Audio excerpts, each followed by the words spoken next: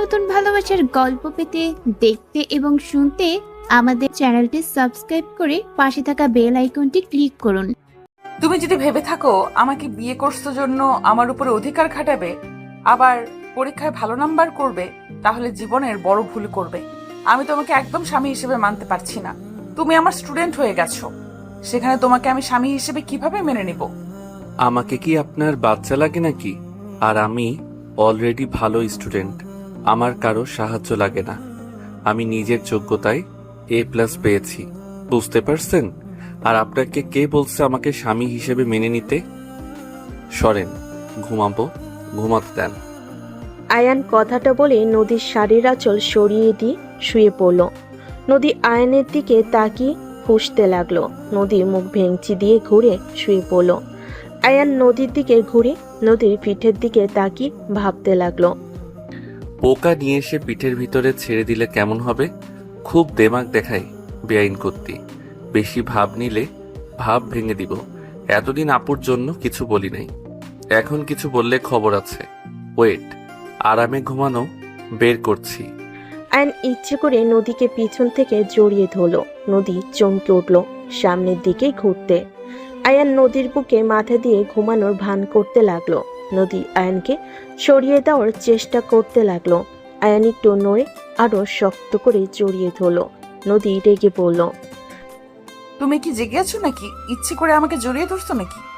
আয়ান, ছাড়ো বলছি। আয়ান কিছু না বলে চুপচাপ ঘুমানোর ভান করতে করতে ঘুমিয়ে গেল। নদী ভাবতে লাগলো। ঘুমিয়ে মনে হয় গেছে। উফ। নদী আয়নকে আর না সরিয়ে দিয়ে ওর হাতের উপরে হাত রেখে ঘুমিয়ে গেল। সকালে আয়নের ঘুম ভাঙলে দেখে নদী ওর বুকে মাথা দিয়ে ঘুমিয়ে আছে।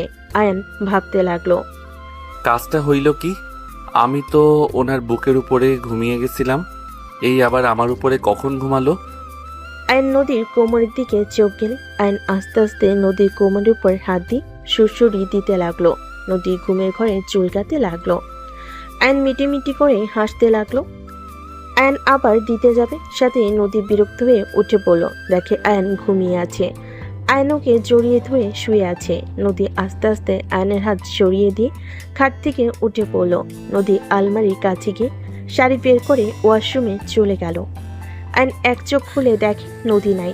আয়ন লাফ দিয়ে উঠে ভাবতে লাগলো, উফ, ওই বেটা বিয়ে করে নিয়ে যাওয়া বাদ দিয়ে গার্লফ্রেন্ড নিয়ে পালাইলো, আর ওর হবু বউ আমার কপালে চলে আসলো। কচু, যদি কোনোদিন সামনে পাই লাথি মারবো পিছনে, বজ্জাত পোলা। আয়ান কথাগুলো ভাবছিল। তখনই ফ্রেশ হয়ে নদী ওয়াশরুম থেকে বের হয়ে দেখে আয়ন কিছু নিয়ে ভাবছে। আয়ানকে দেখে নদী বলে ওঠে, ওই কি ভাবো এত? নদীর কণ্ঠ শুনে আয়ন পিছনে তাকিয়ে বলে, কিছু না। আয়ন কথাটা বলে উঠে আলমারি থেকে শার্ট প্যান্ট বের করে নদীর মাথা থেকে তোয়ালে খুলে নিলে। নদী রাগী লুক নিয়ে তাকিয়ে কিছু বলবে, সাথে সাথে আয়ন ঠোঁটে কিস করে দিয়ে বলে, জামাই কোনো কিছু নিলে রাগ করতে হয় না। তোমাকে তো আমি। কিস করবেন নাকি? নদী থাপ্পড় মারতে যাবে, সাথে সাথে নদীর হাত ধরে আরেক হাত দিয়ে কোমর চেপে ধরে টান দিয়ে কাছে নিয়ে এসে দুহাত পিছনে ধরে বলে, এত রাগ ভালো না বউ, তুমি যে হট, তোমাকে তো খালি আদর করতে ইচ্ছে করছে। এতদিন তো বড় হাপু হিসেবে দেখছি, তাই কখনো সেইভাবে তোমার দিকে তাকাই নাই। এখন তোমাকে দেখে আমি পুরো ফিদা হয়ে গেছি। ভেজা চুলে তোমাকে অসাধারণ লাগছে, তোমাকে দেখে নেশা লেগে যাচ্ছে। আয়নের কথা শুনে নদী ধাক্কা দিলে আয়ন সাথে সাথে দেওয়ালের সাথে ঠেকে গেল।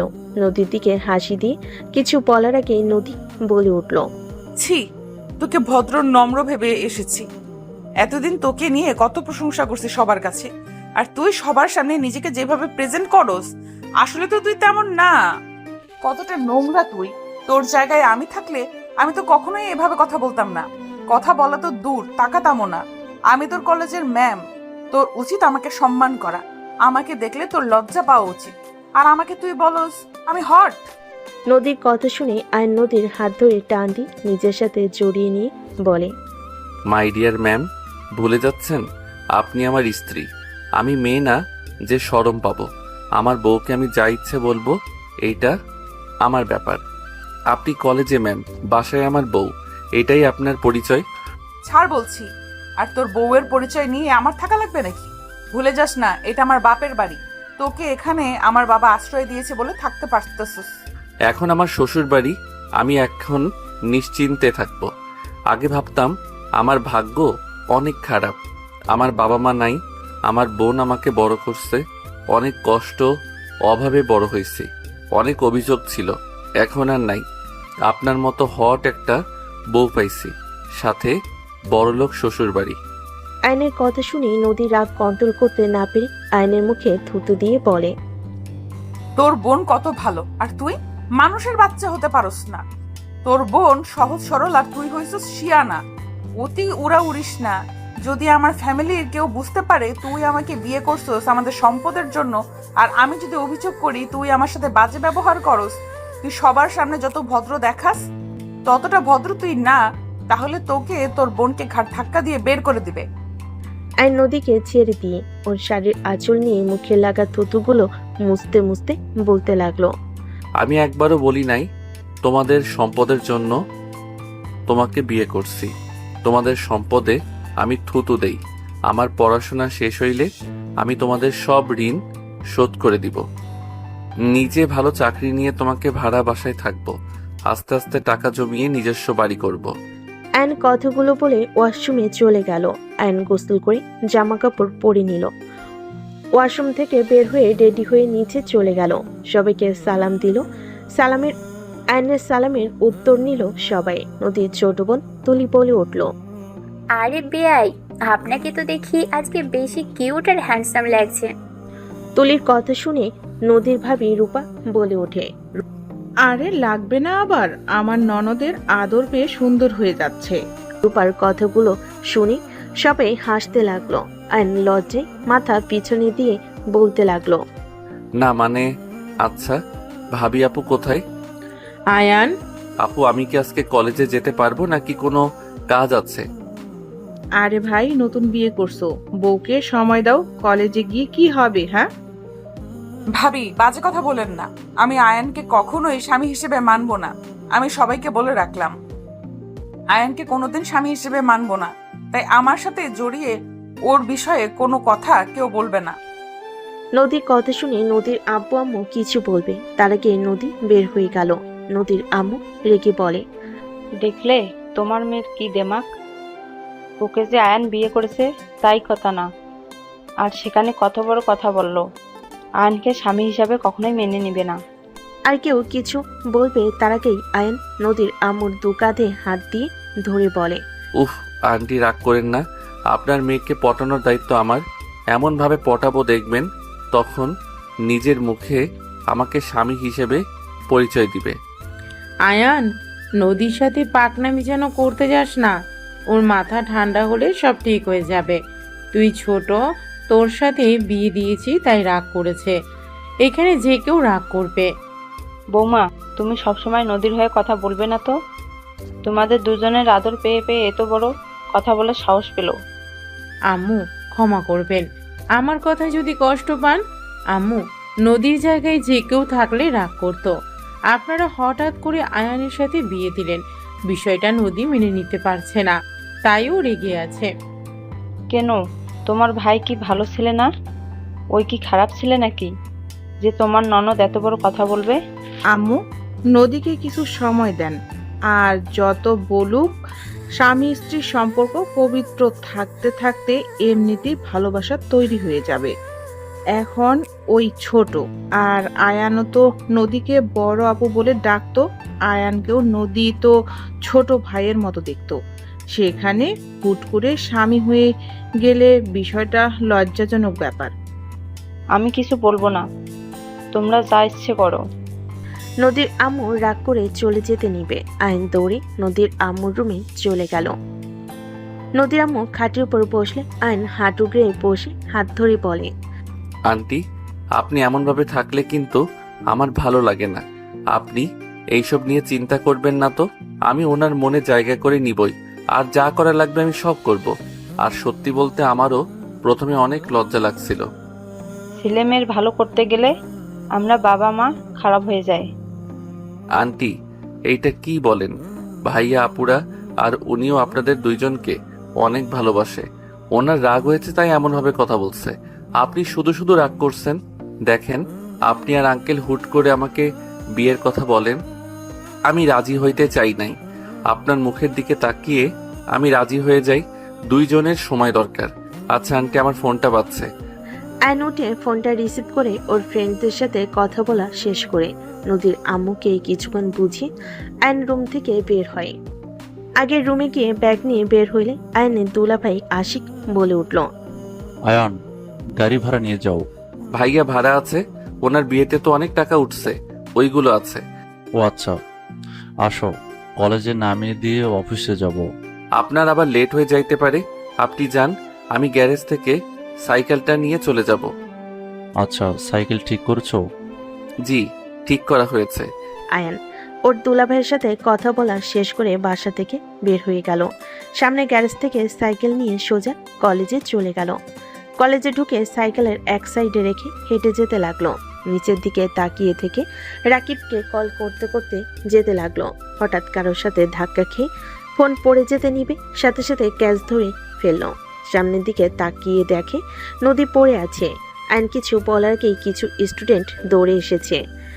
3টা মেয়ে নদীকে ধরে তুলল। আর কয়েকটা ছেলে আয়নের মুখে ঘুষি মেরে বলে, তোর এত বড় সাহস, আমাদের ম্যামকে ধাক্কা মেরে ফেলে দিয়ে তাকিয়ে থাকোস। আয়নকে আরেকটা মারতে যাবে, সাথে সাথেই নদী বলে, ওকে ছাড়ো, ওই বুঝতে পারে নাই আমি তাড়াতাড়ি করে যেতে নিয়ে ধাক্কা লাগছে, যাও তোমরা। নদীর কথা শুনে ছেলেগুলো আয়নকে ছেড়ে দিয়ে চলে গেল। আয়ন ঠোঁটের কাছে হাত দিলে দেখে রক্ত বের হচ্ছে। আয়ন কিছু না বলে রক্ত মুছতে লাগলো। হঠাৎ করে কয়েকজন এসে নদীকে সালাম দিয়ে আয়নকে পিছন থেকে জড়িয়ে ধরে আয়নের ঠোঁটে রক্ত দেখে অবাক হয়ে বলে ওঠে, দোষ, তোর মুখে রক্ত? কিছু না, চলো ক্লাসে। আর কখন থেকে কল দিচ্ছি, ধরস না কেন? আয়নর বন্ধুদের সাথে মিলে ক্লাসে ঢুকে পড়ল। নদীও আয়নের ক্লাসে চলে গেল।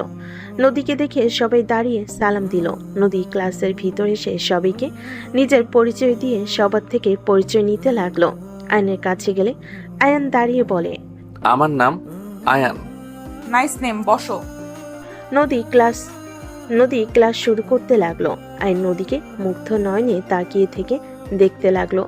নদী মাঝে মাঝে আয়নের দিকে তাকালে আয়নের চোখে চোখ পড়তেই নদী চোখ সরিয়ে নিয়ে ক্লাস করতে লাগলো। নদী ক্লাস শেষ হইলে চলে গেল। রাকিব বলে ওঠে, আয়নর বন্ধুদের নিয়ে ক্লাস থেকে বের হয়ে মাঠের ভিতরে গিয়ে ফুচকাওয়ালা মামার কাছে গিয়ে ফুচকা অর্ডার দিয়ে সবাই বসে থেকে আড্ডা দিতে লাগলো। সবার সাথে ফুচকা খাওয়া শেষ করে সবাই মিলে ক্লাসে চলে গেল। ম্যাম যেমন দেখতে তেমন পারানো সিস্টেমটাই অসাধারণ। আচ্ছা বাহিরে চলো, তোদের ট্রিট দিব। আর বলিস কি, তুই আমাদের ট্রিট দিবি? হ্যাঁ চল, বেআইনের বিয়েতে টাকা পাইছি, ওইগুলো দিয়ে খাওয়াবো তোদের। বাহ বাহ, চল। 1:30 কলেজ ছুটি হইলে আয়নর বন্ধুদের সাথে বের হয়ে গেল। 3টার দিকে বাসায় আসলে আয়নের মুখে কাটা দেখে আতিয়া বলে ওঠে, আয়ান, কি হয়েছে? তোর ঠোঁটের কাছে কাটা কেন? শোন আপু, কয়েকটা ছেলের ঘুষি খেয়েছে ভাবি। নদীর কথা শুনে সবাই অবাক হয়ে বলে, কি আয়ান, কি করছোস যে তোকে ওরা মারলো? তুই কি ক্ষতি করেছিলি ওদের? তোর অনেক সাহস বেড়ে গেছে, তাই না? আপু আমি কিছু করি নাই। মারতে আসবে, সাথে সাথে নদী পানি খাওয়া শেষ করে বলে, ভাবি আমাকে ধাক্কা দিয়ে ফেলে দিয়েছিল, তাই আমার স্টুডেন্টরা ওকে মারছে। কোনো স্টুডেন্টের সামনে শিক্ষিকাকে অসম্মান করলে কি ছেড়ে দেবে নাকি? কি, ওই তোমাকে ধাক্কা দিয়েছিল? আয়ান, আমি তোকে এই শিক্ষা দিয়েছি? নিজের স্ত্রী সব স্টুডেন্টের সামনে ধাক্কা দিয়ে ফেলে দিয়ে অসম্মান করস? তোর লজ্জা লাগে না? আয়ন আতিয়ার কথা শুনে আতিয়াকে কিছু বলবে, তার আগে আয়নের গালে থাপ্পড় বসিয়ে দিল। আয়ন গালে হাত দিয়ে নদীর দিকে তাকিয়ে থাকলো। নদীর সোফা থেকে উঠে না দেখার ভান করে রুমে চলে গেল। আয়নকে আরো মারতে যাবে। আয়ন দুহাত দিয়ে মাঠ থেকে বাঁচার চেষ্টা করতে লাগলো। নদীর আম্মু বলে ওঠে, বৌমা থামো, ওকে কেন মারছো? তোমার ননদ ভালো মানুষ নাকি? আয়ান, সত্যি করে বলো তো কি হয়েছিল? আর তুমি হঠাৎ করে ওকে ধাক্কা কেন দিয়ে ফেললে? আন্টি বিশ্বাস করেন, আমি ইচ্ছে করে কিছু করি নাই। আমি রাকিবকে কল দিতে দিতে হাঁটছিলাম, হঠাৎ করে উনি সামনে আসলো, ধাক্কা লেগে উনি পড়ে যায়। তারপর তারপর সব খুলে বলি। রূপা বলে, শুধু শুধু আয়ানকে মারলে আফা। আয়ান যাও, রুমে গিয়ে ফ্রেশ হয়ে নাও। আয়ন সোজা নদীর রুমে চলে গেল। নদী আয়নের দিকে তাকিয়ে থেকে ভিলেন মার্কা হাসি দিল। আয়ন কিছু না বলে ব্যাগ টেবিলের উপর রেখে আলমারি থেকে শার্ট প্যান্ট নিয়ে ওয়াশরুমে চলে গেল। গোসল করে বের হলে শার্ট প্যান্ট বারান্দায় মেলে দিল। আয়ন বারান্দায় দাঁড়িয়ে থেকে পাশের বারান্দার মেয়েটার দিকে তাকাতে মেয়েটা বলে, হাই আয়ান, কেমন আছো? আলহামদুলিল্লাহ, তুমি কেমন আছো? এই তো আলহামদুলিল্লাহ। বউ কই তোমার? শুয়ে আছে। ও আচ্ছা, সন্ধ্যার দিকে ছাদে এসো। আইন মেয়েটাকে কিছু বলবে তার আগে নদী পিছনে দাঁড়িয়ে রাইসার দিকে রাগী লোক নিয়ে তাকাতেই রাইসা চলে যেতে নিলে আয়ান বলে, ওই এখন চলে যাচ্ছ কেন? আমার কথা তো শুনে যাবে নাকি? পরে শুনবো। কথাটা বলে চলে গেল। নদী খাটের কাছে চলে গেল। আইন কিছুক্ষণ সামনের দিকে তাকিয়ে থেকে রুমের দিকে তাকিয়ে দেখে নদী খাটের উপর পা ঝুলিয়ে বসে আছে। আইন রুমে গিয়ে নদীর পাশে বসে আস্তে করে চুলের খোপাটা খুলে দিলে নদী রাগী লোক নিয়ে তাকাতে আইন সাথে সাথে অন্যদিকে তাকিয়ে থেকে বলতে লাগলো, কাউকে চুল ছেড়ে দিয়ে থাকলে বেশি সুন্দর লাগে, বাতাসে উড়লে আরো সুন্দর লাগে। আমার মাথার চুল ছেড়ে দিতে বলছি তোমাকে। কই না তো। তাহলে খুললে কেন? দেখতে মন চাইলো তাই। আচ্ছা শোনো, তুমি কি তখন ব্যথা পেয়েছিলে? মানুষ জন্য কিছু বলি নাই। ব্যথা পাইলে কি আর না পাইলেই কি? পাইছো নাকি সেটা বলো। পাইছি, কি করবি? কোথায় দেখি? কোমরে আর হাতে একটু পেয়েছি। কানার মতো করে হাঁটো। আইন নদীর হাত নিয়ে দেখতে লাগলো। আইনের কাছ থেকে হাত নিয়ে বলে, ছাড়ো। দেখি হাতটা কোথায় পাইছো, দেখা তো যাচ্ছে না। ছাড়ো বলছি। তোমার দেখতে হবে না। দেখাবে নাকি জোর করে কিস করব? বেয়াদব, এখানে ব্যথা পাইছি, কি করবি? হ্যাঁ, নদীর কথা শুনে আইন দুষ্টামির হাসি দিয়ে বলে, আমি তো ব্যথার জায়গায় কিস করতে চাইলাম, তাহলে কিস করি। আইন নদীর বুকের দিকে যেতে যাবে আইনের মুখ ধরে বলতে লাগলো, আমি রেগে বলছি, একদম কাছে আসবে না, মারবো কিন্তু। রেগে বসে কেউ রোমান্স করার জন্য বুকের দিকে দেখায় নাকি? নিশ্চয়ই তোমার আমার ভালোবাসা পেতে ইচ্ছা করছে, এত লজ্জা পাও না? নদী আইনের মাথা সরিয়ে দিয়ে লাফ দিয়ে উঠে দৌড়ে রুম থেকে বের হয়ে গেল। আইন খিলখিল করে হাসতে হাসতে খাটের উপরে গড়াগড়ি খেতে লাগলো।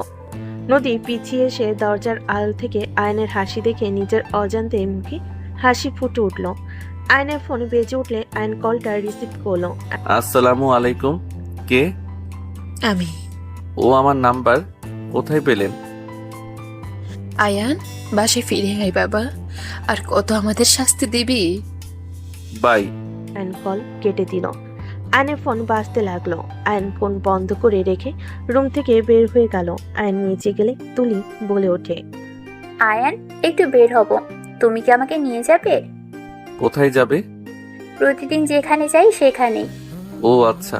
প্রতিদিন তুই কোথায় যাস রে? ওনার ফ্রেন্ডদের সাথে আড্ডা দিতে যাই। ও তা তুলি, তুই একা যা, প্রতিদিন ওকে নেওয়ার কি দরকার? আয়ান গেলে বান্ধবীরা ফ্রিতে খাওয়াই। তুলি কথাটা বলে হাসতে লাগলো। সবাই ভুল কুচকে তাকায়। নদী বলে ওঠে, মানে কি? মানে আসলে ও তুমি তো আয়ানকে স্বামী হিসেবে মানোই না, তাই তোমাকে বলে কিছু হবে না। আয়ানকে নিয়ে গেলে আমার ফ্রেন্ডরা আয়ানের প্রেমে হাবুডুবু খাচ্ছে। আয়ান ওদের সাথে কথা বললে ওরা ফিদা। এদিকে আমি যা ইচ্ছে অর্ডার দিই খেতে থাকি, সব বিল ওরা দেয়। ঘোরা থেকে শুরু করে সব ওরা পেমেন্ট করে। আমি আর আয়ান শুধু খাই, ঘুরি ফ্রিতে। তুলি কথাটা বলে হাসতে লাগলো। সবাই শুনে অবাক হয়ে তাকিয়ে আছে। নদী ঠাস করে তুলির গালে থাপ্পড় মেরে দিল, আর আতিয়া আয়নের গালে থাপ্পড় মেরে দিল। আইন তুলি দুজনের দিকে তাকিয়ে অসহায় চোখে তাকালে আতিয়া বলে ওঠে, মেয়েদের মন নিয়ে খেলা করতে খুব ভালো লাগে তোর, তাই না? সামান্য কিছু টাকার জন্য তুই ওই মেয়েগুলোর সাথে ফ্ল্যাট করস? তোর কোনো ধারণা আছে? আপু আমি কি করলাম? আয়নের গালে আরেকটা থাপ্পড় মেরে বলে, যখন ওই মেয়েগুলো জানতে পারবে তুই ওদের সাথে মজার ছলে এইসব করেছিস, কেমন লাগবে ওদের কোনো ধারণা আছে তোর? তুলির কথা শুনে নদীর আম্মু অবাক হয়ে বলে, তুই কি করস? মানে তুই জানোস না?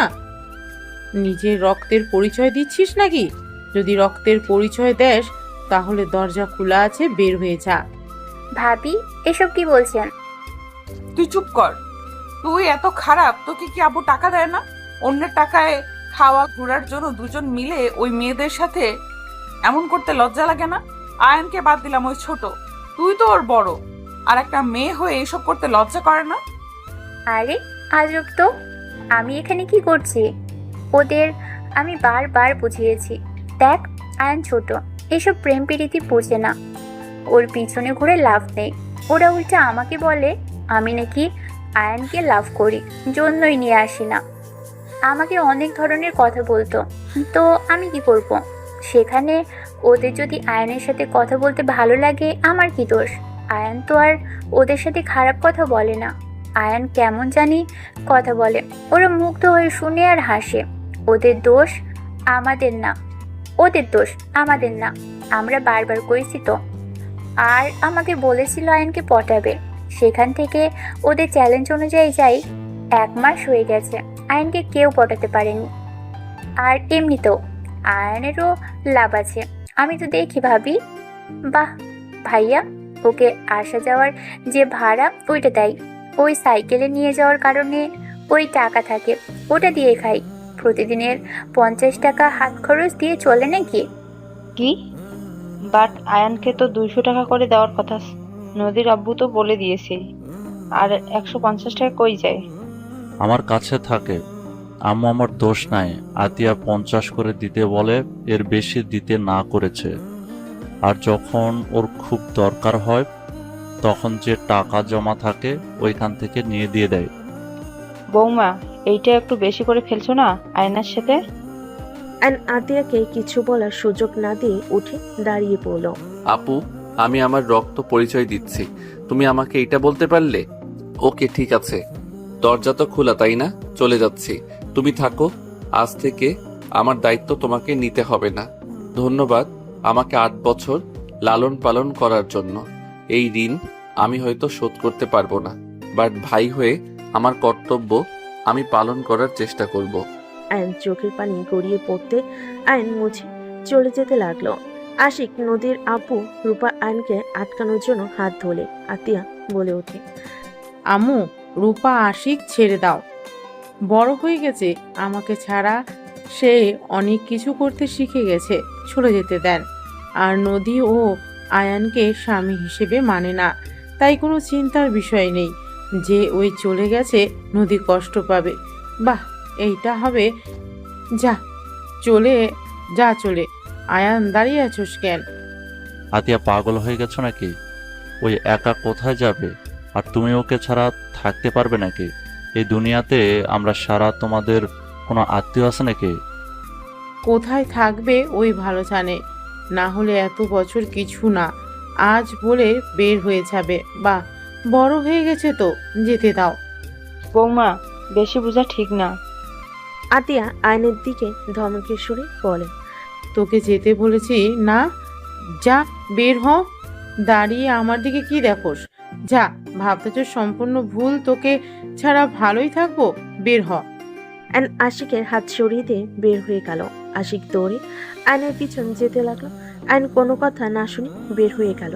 আতিয়ার চোখের পানিগুলো টলমল করতে লাগলো। রূপা আতিয়ার দিকে তাকিয়ে বলে, বের হয়ে যেতে বলে এখন কাঁদছো কেন? শুধু শুধু ওকে বের করে দিলে। ভাবি, আপনি এমনটা করে ঠিক করলেন না। আয়ন এসব করতে চায় নাই, আমি জোর করেছিলাম। আতিয়া কারো কোনো কথা না শুনে দৌড়ে চলে গেল রুমে। এদিকে আয়ন সিএনজিতে উঠে চলে গেল।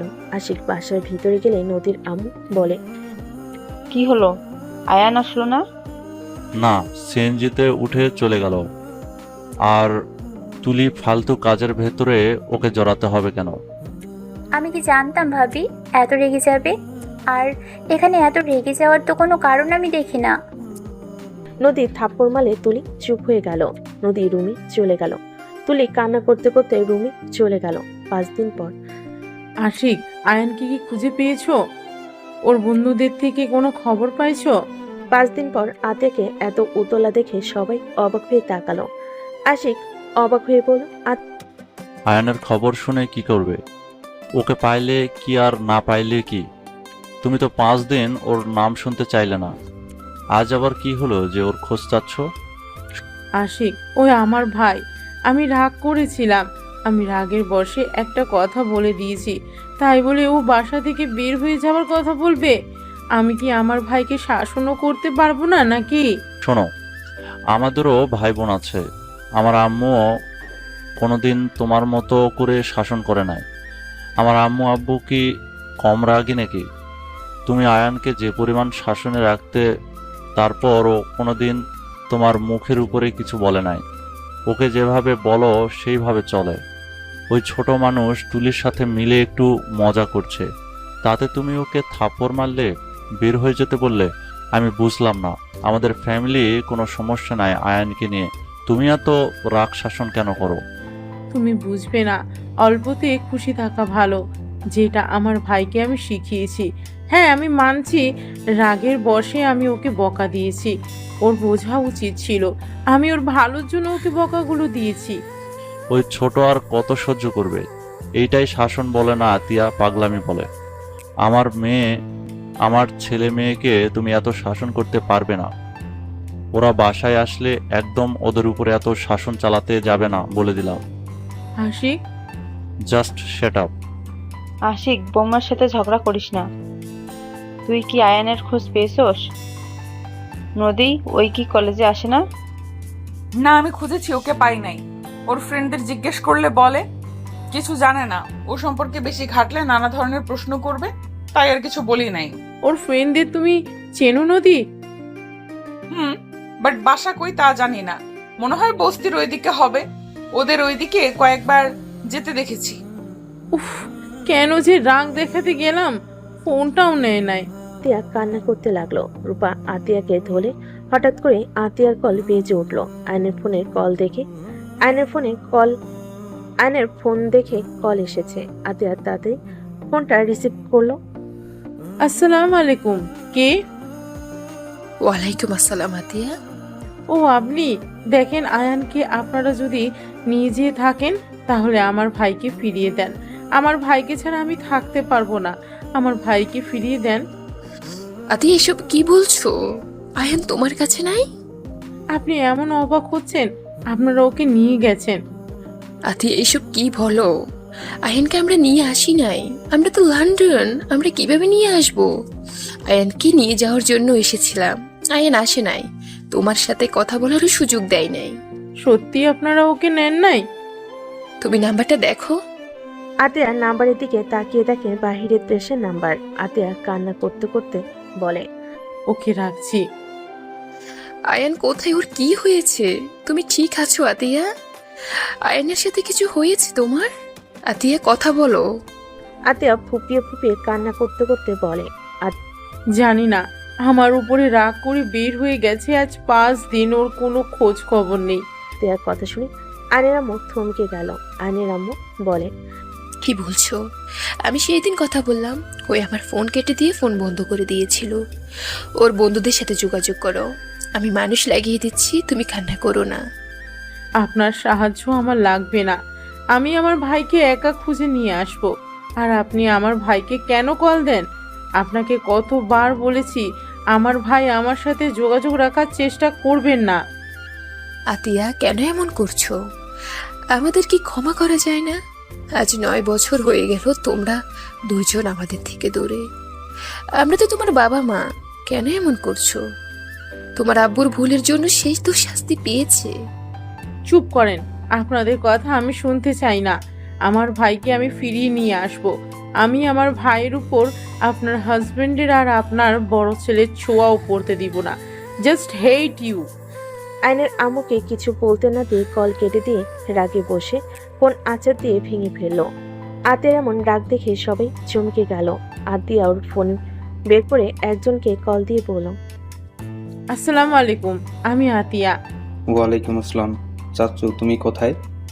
আমি যেখানে থাকার সেখানে আছি। আপনি আমাকে সাহায্য করতে পারবেন? কি হয়েছে চাচ্ছু, কান্না করছো কেন? আমি আয়ানের পিক আপনাকে দিচ্ছি। 2 ঘন্টার ভিতরে ওকে খুঁজে বের করে দিবেন। কি হয়েছে আয়নের? আমার সাথে ঝামেলা হয়েছিল, রাগ করে চলে গেছে। 5 দিন ধরে ওর কোনো খোঁজ পাচ্ছি না। আমার যতটা ধারণা ও এই এলাকায় আছে। ওর কাছে বেশি টাকা নাই যে বাইরে যাবে। ঠিক আছে, কান্না করো না, আমি দেখছি। আতিয়া কথাগুলো বলে ফোন কেটে দিল। আয়নের পিক পাঠিয়ে দিল। আতিয়া নিচ থেকে সিম ভেঙে ফেল। আশিক বলে ওঠে, কাকে বললে যে 2 ঘন্টার ভেতর আয়ানকে বের করে দেবে? এইটা কিভাবে সম্ভব? আমরা 5 দিন ধরে খুঁজে যাচ্ছি, পাচ্ছি না। আর আয়ানের ফোনের সিম ভেঙে কেন ফেললে? এই সিম ফোনের কোনো দরকার নেই। আর যাকে বলেছি তার উপরে আমার বিশ্বাস আছে। আতিয়া ফোন বেজে উঠলে আতিয়া কল রিসিভ করতেই আয়ান বলে ওঠে, আপু, ওরা আমাকে ধরে নিয়ে এসেছে। আপু আমাকে যেতে দিচ্ছে না। তুই বল আপু, বাসায় যেতে বলেছে। আয়ন কিছু বলার আগেই চাচ্চু ফোন রিসিভ করে বলে, আতিয়া, আয়ান আজকে আমাদের কাছে থাক। তোমার আম্মুরা কাজিনরা ওকে যেতে দিবে না। আয়ানকে আসতে দেন, ওই পরে গিয়ে ঘুরে আসবে। তুমি এখানে আসো। বাই। আতিয়া কল কেটে দিল। আয়নের ফোনগুলো সিম সব টুকরো টুকরো তুলে ডাস্টবিনে ফেলে দিয়ে রান্নাঘরে চলে গেল। নদীর আম্মু আশিককে বলল, বৌমা আমাদের থেকে মনে হয় কিছু লুকাচ্ছে। ওর কথা বলার ধরন চেঞ্জ হয়ে গেছে। 2 ঘন্টার ভিতরে একটা মানুষকে কিভাবে খুঁজে বের করবে? আমিও বুঝতে পারছি না, এমন সরল নরম কণ্ঠে মানুষ কিভাবে এভাবে কথা বলতে পারে। রাগের চটে ফোন ভেঙে ফেললো। সবাই টুকটাক কথা বলতে লাগলো। 3 ঘন্টা পর কলিং বেল বাজার শব্দ হলো। কাজের লোক দরজা খুলতে চলে গেল। আইন ভিতরে ঢুকলো। সবাই অবাক হয়ে গেল। আতিয়ার সামনে কাপা কাপা কণ্ঠে বলল, আই এম সরি। লাস্টে 37 কার নাম্বার? আয়ান থমকে গেল। আয়ন ভয় ঢোক গিলে বলে, না মানে, আয়নের গালে সজোরে থাপ্পড় মেরে কলার ধরে বলে, না মানে কি? লাস্টে 37 কার? উত্তর দে আমাকে। আপু আই এম সরি। আয়ন আতিয়াকে জোর করে জড়িয়ে ধরে কান্না করতে করতে বলে, আপু আমাকে ক্ষমা করে দাও। বিশ্বাস করো, আমি তোমাকে ছাড়া কোথাও যাব না। উনি আমাকে কল দেয়, আমি ব্লগ দিতে গিয়েও পারি না। আমার ওনার কণ্ঠ শুনতে ভালো লাগে। ছাড় আমাকে, তাহলে চলে যা। তোকে কে থাকতে বলেছে এখানে? চলে যা। আমি তো খারাপ বোন, তোকে কোনো স্বাধীনতা দেই না। আমি সব সময় শাসনে রাখি। চলে যা তুই। আপু আই এম সরি, প্লিজ আমাকে ক্ষমা করে দাও। আমার ভুল হয়ে গেছে। আমি আর ওনার ফোন রিসিভ করব না। উনি বারবার আমাকে কল করে। আমি কতবার বলছি আমাকে কল দিবেন না। আমি ফোন বন্ধ করে রাখি। ফোন চালু করলে ওনার 1000টা কল আসে। আমাকে আগে কেন বলস নাই? আমার থেকে আর কি কি লুকাচ্ছিস তুই? আর তুই এই 5 দিন কোথায় ছিলি? আপু আমি একটা জব দিয়েছি, ওইখানে থাকা খাওয়া সব ফ্রি। মাসে 10,000 টাকা দিবে। তোকে জব নিতে কে বলেছে? আপু আমি তো বড় হয়েছি, এখন আমার স্ত্রীও আছে। বউকে কিছু কিনে দিতে গেলে সেই তোমার থেকে চাইতে হবে বা দুলাভাইয়ের থেকে। আমার এইটা মোটেও ভালো লাগবে না। নিজে সবার ঘাড়ে বসে খাচ্ছি, আবার বউকে কিছু দিতে গিয়ে তাদের থেকে যদি নিতে হয়। ওই তোকে আমি বলছি আমাকে কিছু গিফট করতে? ওই তোর বয়স কত? এত পাকনামি তোকে কে করতে বলছে? ফাজলামি করস তুই, তাই না? সবাইকে টেনশনে ফেলে ফাজলামি করস। আতিয়াকে আয়ন ছেড়ে দিয়ে নদীর দিকে তাকালে আয়ন বলে, আই এম সরি, আমাকে প্লিজ সবাই ক্ষমা করে দেন। আমি কাউকে চিন্তায় ফেলতে চাই নাই। আপু আমাকে সেই দিন এমন কিছু বলছিল, আমি বিষয়টা মেনে নিতে পারছিলাম না। এই কি এমন বলছে তোকে? তোর বোন তো তোকে মাঝে মাঝে রেগে বাড়ি থেকে বের হয়ে যেতে পারে। সেখানে এতদিন যাস নাই, সেদিন কেন গেলি? বের হওয়ার ব্যাপারে আমার খারাপ লাগে নাই। আমার খারাপ লাগছে আপু আমাকে রক্তের পরিচয় দেওয়ার কথা শুনে। আমি কি এমন করছিলাম? আমি তো জাস্ট ওই মেয়েদের সাথে কথা বলতাম মজা করে। এর থেকে তো আমি কোনো বাজে কথা ভিতরে বা তাদের দিকে বাজেভাবে তাকাইও নাই। রুমে যা। আমার রাগ আরো বাড়ছে কিন্তু তোর উপরে। যাচ্ছি। আর একটা কথা বলার আছে। কি কথা? আপু সাথী মেয়েটা আমার পিছনে লাগছে। সাথীকে? যে আমাকে ধরে নিয়ে গেছিল, ওনার ছোট মেয়ে। আমাদের পাশে কলেজে নাকি পড়ে। ও, তুই এড়িয়ে যাবি? আর তুই বিয়ে করছিস এটা কাউকে জানানোর দরকার নেই। আপু না জানালে ওরা বিয়ে কথা বলছে। আমার পড়াশোনা শেষ হইলে অনুষ্ঠান করবে, আর ইন্টার পরীক্ষা দেওয়ার পরে আমাদের নাকি বিয়ে পড়িয়ে রাখবে। আমি কথা বলে নিব, তুই যা রুমে। কে বিয়ে পড়াবে? আসলে তোমাদের বড় ভাই বোনের মাঝে চলছেটা কি? তোমাকে কে কিডন্যাপ করেছিল? আমু, কিডন্যাপ না, আমি যাকে বলেছিলাম সেই ওকে খুঁজে নিয়ে গেছিল। ও, আরেকটা কথা আপু, রূপা মেয়েটা নাকি ভাবি হয়। আঙ্কেলের কোম্পানির শেয়ারে যে মেয়েটা আছে উনি। কি? হুম। সব ঝামেলা একসাথে আসা লাগবে? রূপা ম্যাম তোমার ভাবি হয় মানে? কি বলো এসব? ওনার সাথে তোমাদের সম্পর্ক হওয়ার তো দূর, ওনাদের তো অনেক বড় বিজনেস আছে। ওনার শ্বশুর শাশুড়ি সব লন্ডন থাকে, উনি বছরের একবার আসে। ওনাদের সাথে তোমাদের সম্পর্ক থাকার কোনো ভাবে সম্ভব না। ওর কথা রাখো তো। ও তো বড় মাপের মানুষদের সাথে আমাদের কি সম্পর্ক হবে? সাথী, ওর বড় বোন রূপা। রূপার আব্বুকে আমি চিনি, উনি তো ভালো মানুষ, গরিবদের সাহায্য করে, সেখান থেকে পরিচয়। ও তাই বলো? আয়ন চলে গেল। আতিয়া নিজের রুমে চলে গেল। তুলি বলে ওঠে, দেখছো, সাথী আমাদের সাথে পড়ে, আমাদের ক্লাসে টপার, সেও ওর পিছনে লেগেছে। শুধু আপু আয়নের মর্ম বুঝলো না। Just shut up. নদী ধমক দিয়ে চলে গেল। আয়ন গোসল করে পোশাক পরে খাটের পর বসতেই নদী বলে ওঠে, বড়লোক বউ পেয়ে যাচ্ছিস, তোর তো মনে হয় খুশিতে আজ ঘুম হবে না। বাজে কথা বলো না। চকলেট খাবে? তোর চকলেট তুই খা। আমার শার্ট দিয়ে নাক পরিষ্কার করছিলেন নাকি? একটা শার্টের অবস্থা খারাপ। হো, ঠান্ডা লাগছে দেখে তো মনে হয় না। কান্না করছেন নাকি? হি হি, আমার বউ আমাকে একটু হইলেও ভালোবাসে। চুপ কর, কে তোকে ভালোবাসে? হ্যাঁ, আয়নের সামনে আঙ্গুল তুলে কথাগুলো বলতে আয়ন সাথে সাথে নদীর হাত ধরে টান দিয়ে কোলে বসিয়ে দিয়ে পিছন থেকে জড়িয়ে ধরে ঘাট থেকে চুল সরিয়ে কিস করলে নদী কেঁপে উঠল। নদী নিজেকে ছাড়ানোর চেষ্টা করতে লাগলো। আয়ন নদীর পেটে হাত দিয়ে নিজের সাথে চেপে ধরে বলল, ভালোবাসো মুখে বললে কি সমস্যা? হ্যাঁ, আমি তোকে ভালোবাসি না, ছাড় বলছি। আয়ন নদীকে টান দিয়ে খাটের উপর ফেলে দিয়ে দুই হাত খাটের সাথে চেপে ধরে মুখের কাছে নিয়ে যেতে নিলে নদী নিজেকে ছাড়ানোর চেষ্টা করতে লাগলো। আয়নের নিঃশ্বাস যত মুখের উপর পড়তেছে নদী কেঁপে উঠতে লাগলো। আয়ন ঠোঁটের কাছে গেলে নদীর ঠোঁট জোড়া কাঁপতে লাগলো। আয়ন ঠোঁট জোড়া নিজের দখলে নিয়ে নিল। নদীর চোখ বন্ধ করে ফেলল। আয়ন নদীর ঠোঁট জোড়া নিজের দখলে নিয়ে নিল। নদীর নিঃশ্বাস ঘন হতে লাগলো।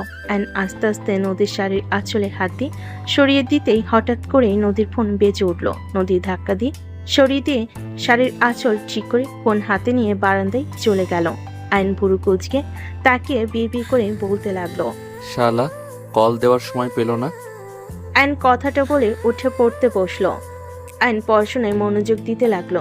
নদী কথা বলা শেষ করে পিছনে ঘুরে আয়নের দিকে তাকিয়ে থেকে বারান্দা থেকে বের হয়ে ল্যাপটপ নিয়ে খাটে বসলো। আয়নের ফোনের কথা মনে পড়তেই আয়ন পিছনের দিকে ঘুরে তাকিয়ে বলল, বউ, আপু কি আমার ফোনটা নিয়ে নিয়েছে? ভেঙে ফেলছে, ফোন সিম দুইটাই। নদীর কথা শুনে আয়নের মন খারাপ হয়ে গেল। আয়ন আর কিছু না বলে চুপচাপ পড়তে বসলো। নদী আয়নকে দেখে বলল, এই সত্যি করে বলো তো, তোমরা ভাই বোন আমাদের থেকে কি কিছু লুকাচ্ছ নাকি? কি লুকাবো? আমার মনে হয় কিছু লুকাচ্ছ। লুকাচ্ছি। আপনাকে লাভ করি, আপনি বুঝেন না। ফালতু। নদী আর কিছু না বলে কাজ করতে লাগলো। আয়ন পরে মনোযোগ দিতে লাগলো। রাতে সবাই খেতে গেল। আয়ন খাবার খেতে নদীর পাশে বসলো। আতিয়া সবাইকে খাবার দিতে লাগলো। আয়নকে খাবার দিলে আয়ন নিচের দিকে মাথা দিয়ে চুপচাপ খেতে লাগলো। হঠাৎ করে আতিয়ার দিকে তাকালে আতিয়া বলে ওঠে, কিছু বলবি নাকি? না। তাহলে বারবার তাকাচ্ছিস কেন? আয়ন কিছু না বলে খেতে লাগলো। আয়ন আতিয়ার দিকে তাকিয়ে বলে, আপু আমার খেতে ইচ্ছে করছে না। কেন, কি হয়েছে? কিছু না, আমি খাবো না, গলা দিয়ে ভাত নামছে না। আয়নের কণ্ঠটা কান্নামাখা হইলে আতিয়া বলে ওঠে, আর 1 মাস আছে কুরবানি ঈদের, তখন আমি তোকে ছেড়ে দিব। এই 1 মাস এখানে থাক, আর নদী তোকে যেহেতু পছন্দ করে না, নদী তুমি আয়ানকে ডিভোর্স দিয়ে দিও।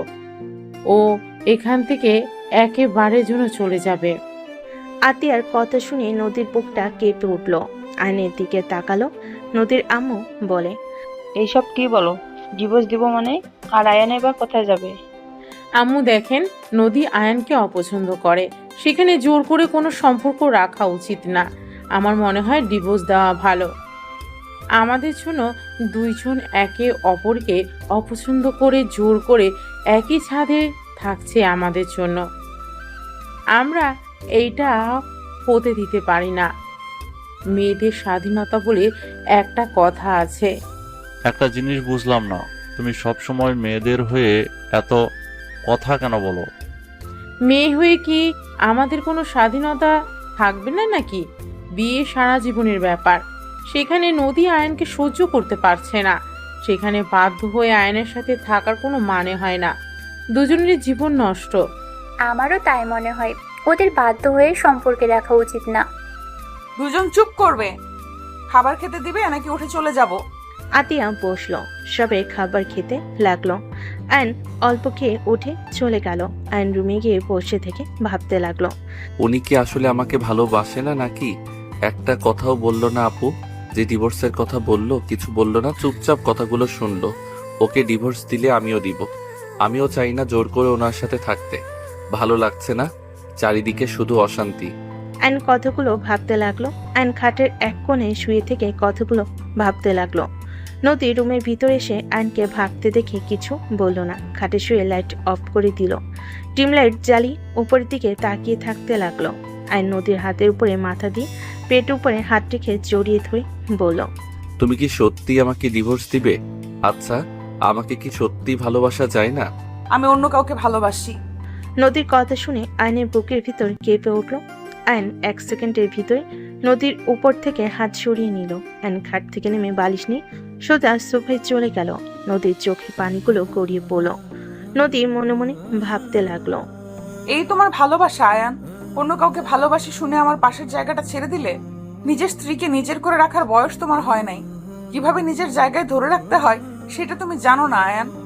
নদী কথাগুলো ভাবতে ভাবতে চোখের পানি ফেলতে ফেলতে ঘুমিয়ে গেল। আয়ন এপাশ ওপাশ হতে লাগলো।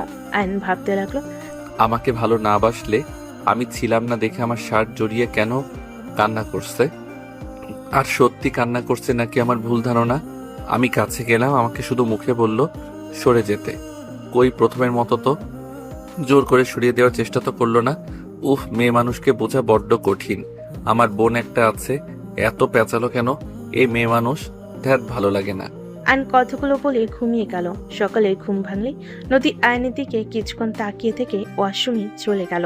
আয়নের ঘুম ভাঙলে খাটের দিকে তাকিয়ে দেখে নদী নাই। আয়ন উঠে ওয়াশরুমের দিকে তাকিয়ে বুঝলো ওয়াশরুমে গেছে। আয়ন উঠে বারান্দায় চলে গেল। বারান্দার গ্রিল ধরে দাঁড়িয়ে থাকতে লাগলো। হঠাৎ করে সামনে থেকে রাইসা বলে উঠল, গুড মর্নিং আয়ান, কেমন আছো? Good morning. আলহামদুলিল্লাহ ভালো, তুমি কেমন আছো? আলহামদুলিল্লাহ। কাকির থেকে শুনলাম তুমি নাকি রাগ করে বের হয়ে গেছিলে।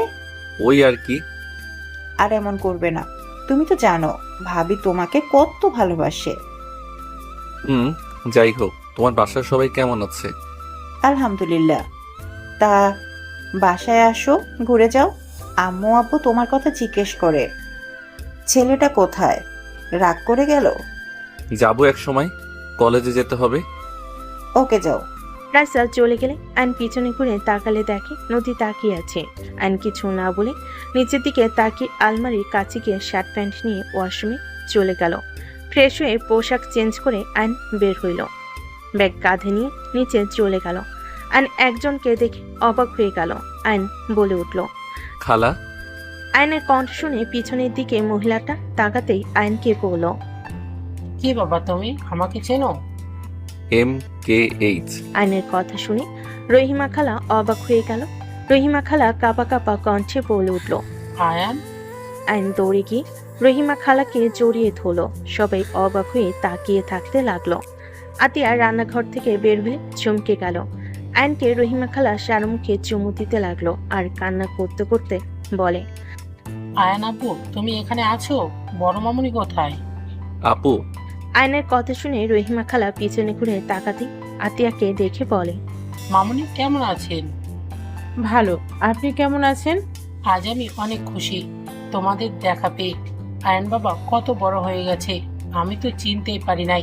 আমার বুক পর্যন্ত ছিল, আর এখন কত বড় হয়ে গেছে আমি চিনতেই পারি নাই। হি হি হি। MKH, তুমি কিন্তু আমার ছোট হয়ে গেছো। আমাকে সম্মান করবে। আমি তোমার আব্বু হয়ে গেছি। আয়নের কথা শুনে রহিমা খালা ফিক করে হেসে বলে, একদম, আপনি আমার আব্বু হয়ে গেছেন। মামুনি, আপনি দয়া করে বাবুকে নিয়ে চলেন, আমি ওনাদের খবর দেই। খালা, দয়া করে এখানে কোনো ধরনের কথা তুলেন না। আয়ান, কলেজে যাচ্ছিস না? রহিমা, তুই ওদের দুজনকে চিনোস? রহিমা খালা কিছু বলবে তার আগেই আতিয়া বলে, আম্মু, ওনার সাথে আগে পরিচয় ছিল, ওনার সাথে থাকা হয়েছিল, ওনার বাসায় কাজ করতাম তো। ও আচ্ছা। মামুনি, কি বলেন এসব? ঠিক বলছি খালা। কিরে, যাস না কেন? যাব না আজকে। যেতে বলছি, যা। আয়ন আর কিছু না বলে চলে গেল। রহিমা খালা আতিয়াকে বলে, মামুনি, বেয়াদবি মাফ করবেন, আপনি আয়ন বাবু এখানেই থাকেন, আমি ওনাদের জানিয়ে দিই, ওনারা আপনাদের ছাড়া ভালো নেই। কে ভালো নাই রে? আপা, তুমি কিছু জানো না ওরা কারা? খালা, প্লিজ চুপ করবেন। রহিমা খালা আর কিছু বলল না। এদিকে আয়ন কলেজে চলে গেল। কলেজ ছুটি হলে আয়ন রাকিবকে বলল, এই যে মেয়েটা আসছে, তুই ওই মেয়েটাকে পটিয়ে নিবি। যদি নিস তাহলে তোর লাইফ সুন্দরভাবে কাটবে। কে ও? এখানে নাম করা বিজনেসম্যানের ভাতিজি। বলিস কি, রাহেন চৌধুরীর ভাতিজি? হ্যাঁ, থাক, আমি যাই। আয়নের সাথে কিছু বলার আগে সাইকেল নিয়ে জোরে চালিয়ে চলে গেল। নদীকে দাঁড়িয়ে থাকতে দেখে আয়ন সামনে গিয়ে বলে, সাইকেলে যাবেন নাকি? নদী কিছু না বলে পাশে রিকশায় উঠে পড়ল। আয়ন আর কিছু না বলে ওর পিছন পিছন যেতে লাগলো। বাসে গেলে নদী সোজা রুমে চলে গেল। আয়নও রুমে চলে গেল। নদী ফ্রেশ হয়ে নিচে চলে গেলে আয়ন ফ্রেশ হতে চলে গেল। ফ্রেশ হয়ে নিচে গেলে আয়ন আতিয়াকে বলল, আপু, আমি একটু বাইরে যাব। MKH, তুমি কতদিন আছো? আছি, আজকেই দিনটাই। MKH মানে কি? নদীর কথা শুনে আয়ন কিছু না বলে চলে গেল। রহিমা খালা হেসে বলে, MKH মানে মিষ্টি খালা। এই আমাকে ছোটবেলা থেকে এটাই বলে ডাকে। ও আচ্ছা। হঠাৎ করে আয়ন দৌড়ে বাসার ভিতর ঢুকলো। সবাই ভুরকুচকে তাকলে আয়ন আতিয়াকে বলল, MKH, আপনি এটা কি করলেন? আপু তো এখন রেগে যাবে। মানে? আপু, আয়নের কথা শুনে সবাই দরজার দিকে তাকাতেই থমকে গেল। সবাই ঢোক গিলতে লাগলো। নদীর আব্বু দৌড়ে গিয়ে বলতে লাগলো, ম্যাম স্যার, আমাদের এই গরিবের ঘরে আপনারা প্লিজ ভিতরে এসে বসেন। এইভাবে উত্তেজিত হবেন না, আমরা সাধারণ মানুষ, আমাদের দয়া করে এভাবে ট্রিট করবেন না। আর পাঁচটা মানুষকে যেইভাবে দেখেন সেইভাবেই দেখেন। স্যার, ম্যাম, আপনারা বসেন। আশিক ভালোভাবে সোফা পরিষ্কার করতে লাগলো। তুলি দেখে অবাক হয়ে বলল, ম্যাম, আপনি? আমি তো বিশ্বাসই করতে পারছি না, আমি আপনার অনেক বড় ফ্যান। আপনার সাথে ছবি তোলা যাবে? আপনি আমার আইডল। আমি আপনার মতো বড় বিজনেসম্যান হতে চাই। শিওর, ইনশাল্লাহ আমার থেকে ভালো করবে তুমি। তুলি আয়নের আম্মুর সাথে ছবি তুলতে লাগলো। আয়নের আব্বু আম্মু বসলো। রহিমা খালা বলে ওঠে, ম্যাম বাবু। আয়নের দিকে তাকাতে আয়নের আম্মু চোখের পানি ধরে রাখতে পারলো না। আয়নের দিকে উঠে যেতে আতে আয়নকে টান দিয়ে নিজের কাছে দাঁড় করিয়ে বলে, আয়ান যেখানে যাচ্ছিলি সেইখানে যা। মামুনি, বাবুকে কেন সরিয়ে দিতে চাইছেন? খালা, আপনি কাজটা মোটেও ঠিক করেন নাই। আর খালা, টাকার কাছে বিক্রি হয়ে গেলেন। মামুনি, প্লিজ আমাকে মামুনি বলবেন না। বৌমা, আমার বোনের সাথে এরকম ব্যবহার করছো? যাও, ওনাদের জন্য শরবত বানিয়ে নিয়ে আসো, গরমের সময়। আতিয়া চলে গেল আয়নের আব্বু আম্মুর জন্য শরবত বানিয়ে নিয়ে আসতে। খালা এগিয়ে গেলে আতিয়া হাত সরিয়ে দিয়ে বলে, মা হয়ে টাকার কাছে বিক্রি হয়ে গেছেন। আপনাকে দেখে আমার ঘৃণা হচ্ছে। আমার একটা মেয়ে মারা গেছে, এখনো আমার আরো সন্তানেরা আছে, তাদের ভবিষ্যৎটাকে নষ্ট করে দিতে পারি না। আতিয়ার আগে কিছু না বলে শরবত বানিয়ে বের হইল। রহিমা খালা আতিয়ার পিছন পিছন যেতে লাগলো। আতিয়া দুজনকে শরবত দিয়ে বলল, শরবত খেয়ে তিনজন বের হয়ে যান। আতিয়া, কি বলো? তোমার কোনো ধারণা আছে কাদের সামনে কথা বলছো? ম্যাম স্যার, দয়া করে কিছু মনে করবেন না। আতিয়া বেশি করে ফেলছো কিন্তু। সমস্যা নাই, আপনারা ওনাকে কিছু বলবেন না। ম্যাম কত ভালো। ওনাদের এত সম্মান করার কি আছে? আমরা মানুষ, ওনারাও মানুষ, মাথায় তোলার কোনো মানে হয় না। আশিকের আগে আতের হাত ধরে রাগী লুক নিয়ে তাকাতে রহিমা খালা তাড়াতাড়ি করে আশিকের হাত ধরে কিছু বলবে, সাথে সাথেই আতিয়া বলে, খালা ছাড়েন, আমার হাজবেন্ড আমার সাথে যেমন ইচ্ছে তেমন ব্যবহার করবে, হাত ছাড়েন ওর। আর আপনার ম্যাম স্যার নিয়ে এখান থেকে যান। উনি তোমার হাজবেন্ড? জি মিসেস রাহেলা চৌধুরী, উনি আমার হাজবেন্ড, আর ওনারা আমার শ্বশুর শাশুড়ি, আর ওই দুটা আমার ননদ। এইটাই আমার দেবরের বউ রূপা। তাই আমি চাচ্ছি না আপনারা দুইজন আমার শ্বশুর বাড়িতে বসে থাকেন। আয়নের আব্বু বলে ওঠে, আতিয়া প্লিজ আমাকে ক্ষমা করে দাও, প্লিজ তোমরা আমাদের সাথে চলো। আতিয়া রেগে বলে, অসম্ভব, আপনাদের সাথে আমরা কেন যাব? আপনারা চলে যান, আমাদের দয়া করে বিরক্ত করবেন না। আমরা আলহামদুলিল্লাহ অনেক সুখে আছি, প্লিজ চলে যান। আতিয়া, আর কত শাস্তি দিবে আমাদের? রহিমা তো আমাদের ক্ষমা করে দিয়েছে, সেখানে তুমি কেন আমাদের ক্ষমা করতে পারছো না? টাকা দিয়ে সব কিনতে পারবেন, আমাদের ভাই বোনকে টাকা দিয়ে কিনতে পারবেন না, বুঝতে পারছেন? আয়নের আব্বু বলে ওঠে, দেখো তোমার শ্বশুরের কোম্পানি লসের দিকে যাচ্ছে, তুমি আর আয়ান যদি আমাদের ক্ষমা করে আমাদের সাথে আসো, তাহলে আমি আশিকের কোম্পানির বড় করার সবকিছু দিয়ে দেব। দরকার হলে তোমাদের কলেজের ওইখানে যে কোম্পানি, ওটাই আশিককে দিয়ে দেব। আয়নের আব্বুর কথা শুনে আতিয়ার আগে সামনে থাকা ফুলদানি এক আছাড়ে ভেঙে ফেল আর রাগে চিল্লায়ে বলে ওঠে, আপনি আমার স্বামীকে লোভ দেখান, আপনার কোম্পানি আপনার কাছে রাখেন। দয়া করে এখান থেকে তিনজন যান। আপনারা যদি বেশি বুঝেন, আমি আয়ানকে নিয়ে এখান থেকে চলে যাব। আপু, এই চুপ, তুই এখানে একটা কথা বলবি না। আপু আফিয়া আরুষ এসেছে, শান্ত হও। আতিয়া আফিয়া আরুষকে দেখে চুপ হয়ে গেল। দুজন দৌড়ে এসে নদীকে জড়িয়ে ধরল। আফিয়া বলে, পুপ্পি তোমরা দুইজন এখানে কার সাথে আসলে? আঙ্কেল আমাদের রেখে গেছে। মামা, তোমাকে কল দিলাম, ফোন বন্ধ কেন? ফোন সিম ভেঙে ফেলছে তোমার আম্মু। আসসালামু আলাইকুম। আপনাদের তো আমি ম্যাগাজিনে দেখেছিলাম আপনারা আমাদের বাসায়। ওয়ালাইকুম আসসালাম। আয়নের আম্মু আফিয়া আরুষকে জড়িয়ে ধরে সারা মুখে চুমু দিতে লাগলো। দুজন অবাক হয়ে তাকিয়ে থাকতে লাগলো। আফিয়া বলে ওঠে, আপনারা এত বড় মানুষ হয়ে আমাদের আদর করছেন। আমি তোমার নানি হই, আর ওইটা তোমার নানু ভাই হয়। সবাই অবাক হয়ে গেল। আফিয়া আরুষ অবাক হয়ে তাকিয়ে আছে। আফিয়া বলে ওঠে, কি বলেন? আমাদের তো নানা নানি নাই, আম্মু আর মামা আছে। আমার কথা বিশ্বাস না হলে তোমার মামা আর আম্মুকে জিজ্ঞেস করো। আফিয়া আতিয়ার আয়নের দিকে তাকিয়ে বলল, আম্মু ওনারা কি আমার নানা নানি? হ্যাঁ। আতিয়ার কথা শুনি সবাই অবাক হয়ে গেল। নদীর আম্মু বলে ওঠে, কি ওনারা তোমার বাবা মা মানে? তুমি তো বলছো তোমরা এতিম। আমাদের থেকে নিজের পরিচয় কেন লুকিয়েছ? এত বড় বাড়ির ছেলে মেয়ে হয়ে ওই বস্তিতে কি করছিলে? এইসব মানে কি? আমাদের এভাবে ধোকা কেন দিয়েছ? আশিক, তুমি আমাকে ভুল বুঝছো। আমি তোমাদের ধোকা দিতে চাই নাই। আমি ওনাদের পরিচয়ে বাঁচতে চাই না। আমরা ভাই বোন ওনাদের পরিচয় নিয়ে থাকতে চাই না। দয়া করে তোমরা আমাকে ভুল বুঝো না। আমি ওনাদের ঘৃণা করি। আমি চাই নাই আমার ছোট ভাই আমার বাবা বড় ভাইদের মতো হোক, আর টাকা কারণে অভদ্র তৈরি হোক। মানুষকে মানুষ মনে করবে না। টাকার গরমে সব কিনে নেওয়ার চেষ্টা করবে। অন্যায় করে টাকা দিয়ে মুখ বন্ধ রাখবে। এমন যেন না হয়। সেই জন্য আমি আমার ভাইকে নিয়ে দেশে এসেছি। আমার ভাইকে আমি আমার মনের মতো করে বড় করতে পেরেছি। এটাই আমার সফলতা। ওইখানে যদি রাখতাম, আমার ভাই একটা অমানুষ হতো, আর ওই বাড়িতে আমার দম বন্ধ হয়ে আসতো।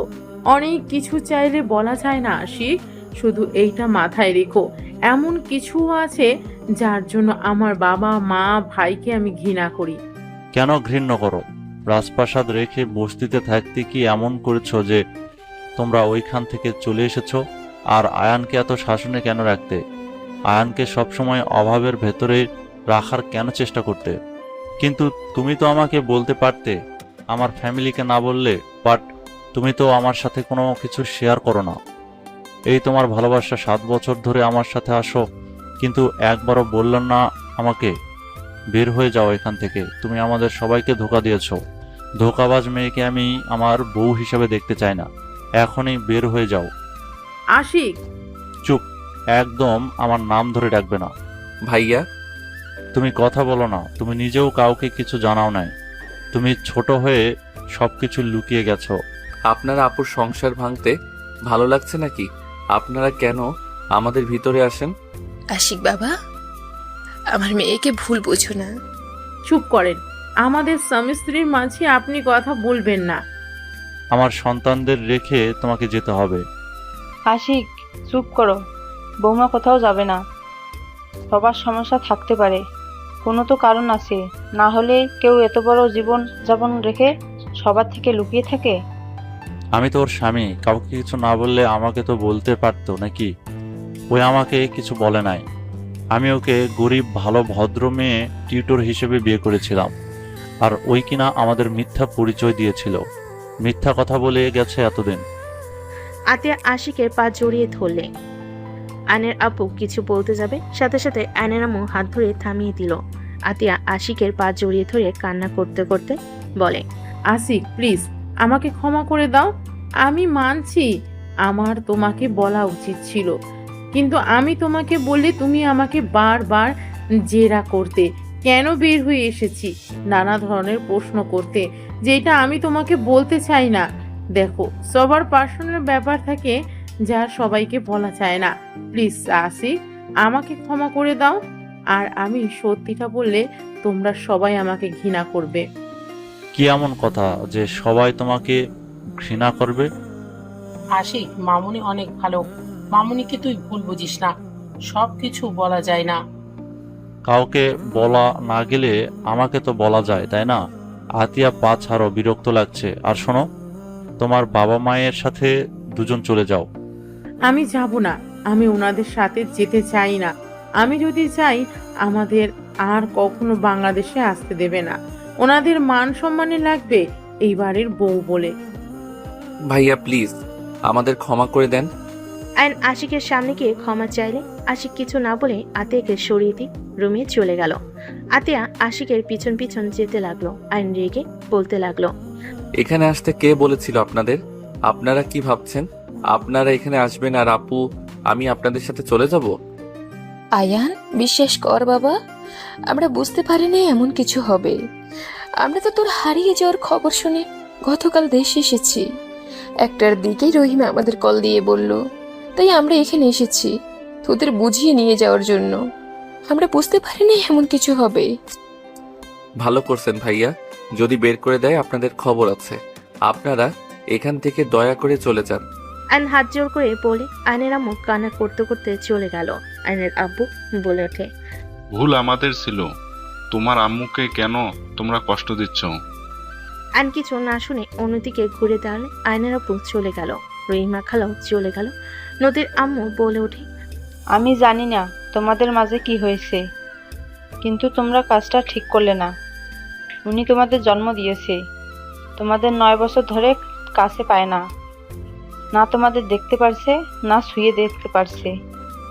আমি একজন মা, আমার মেজ সন্তানটাই দূরে থাকে, প্রতিনিয়ত ওর জন্য বুকটা পুড়ে।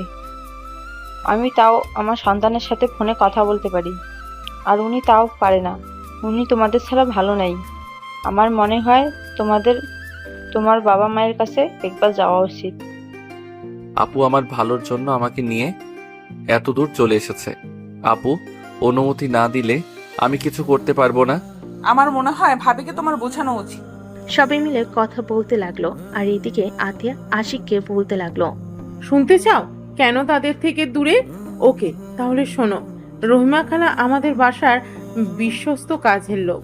উনি আমাকে আয়ান ভাইয়াকে বড় করেছে।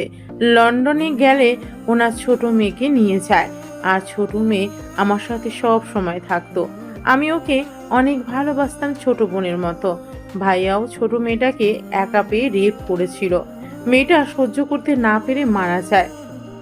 আতিয়ার কথা শুনে আশিক যেন থমকে গেল, চোখ কপালে উঠে পড়ল। আশিক বলে ওঠে, কি রুমে ধর্ষণ হয়েছিল? ওই অ্যাক্সিডেন্ট করে মারা যায় নাই? আর ওই যখন ধর্ষণ হয় তুমি কোথায় ছিলে?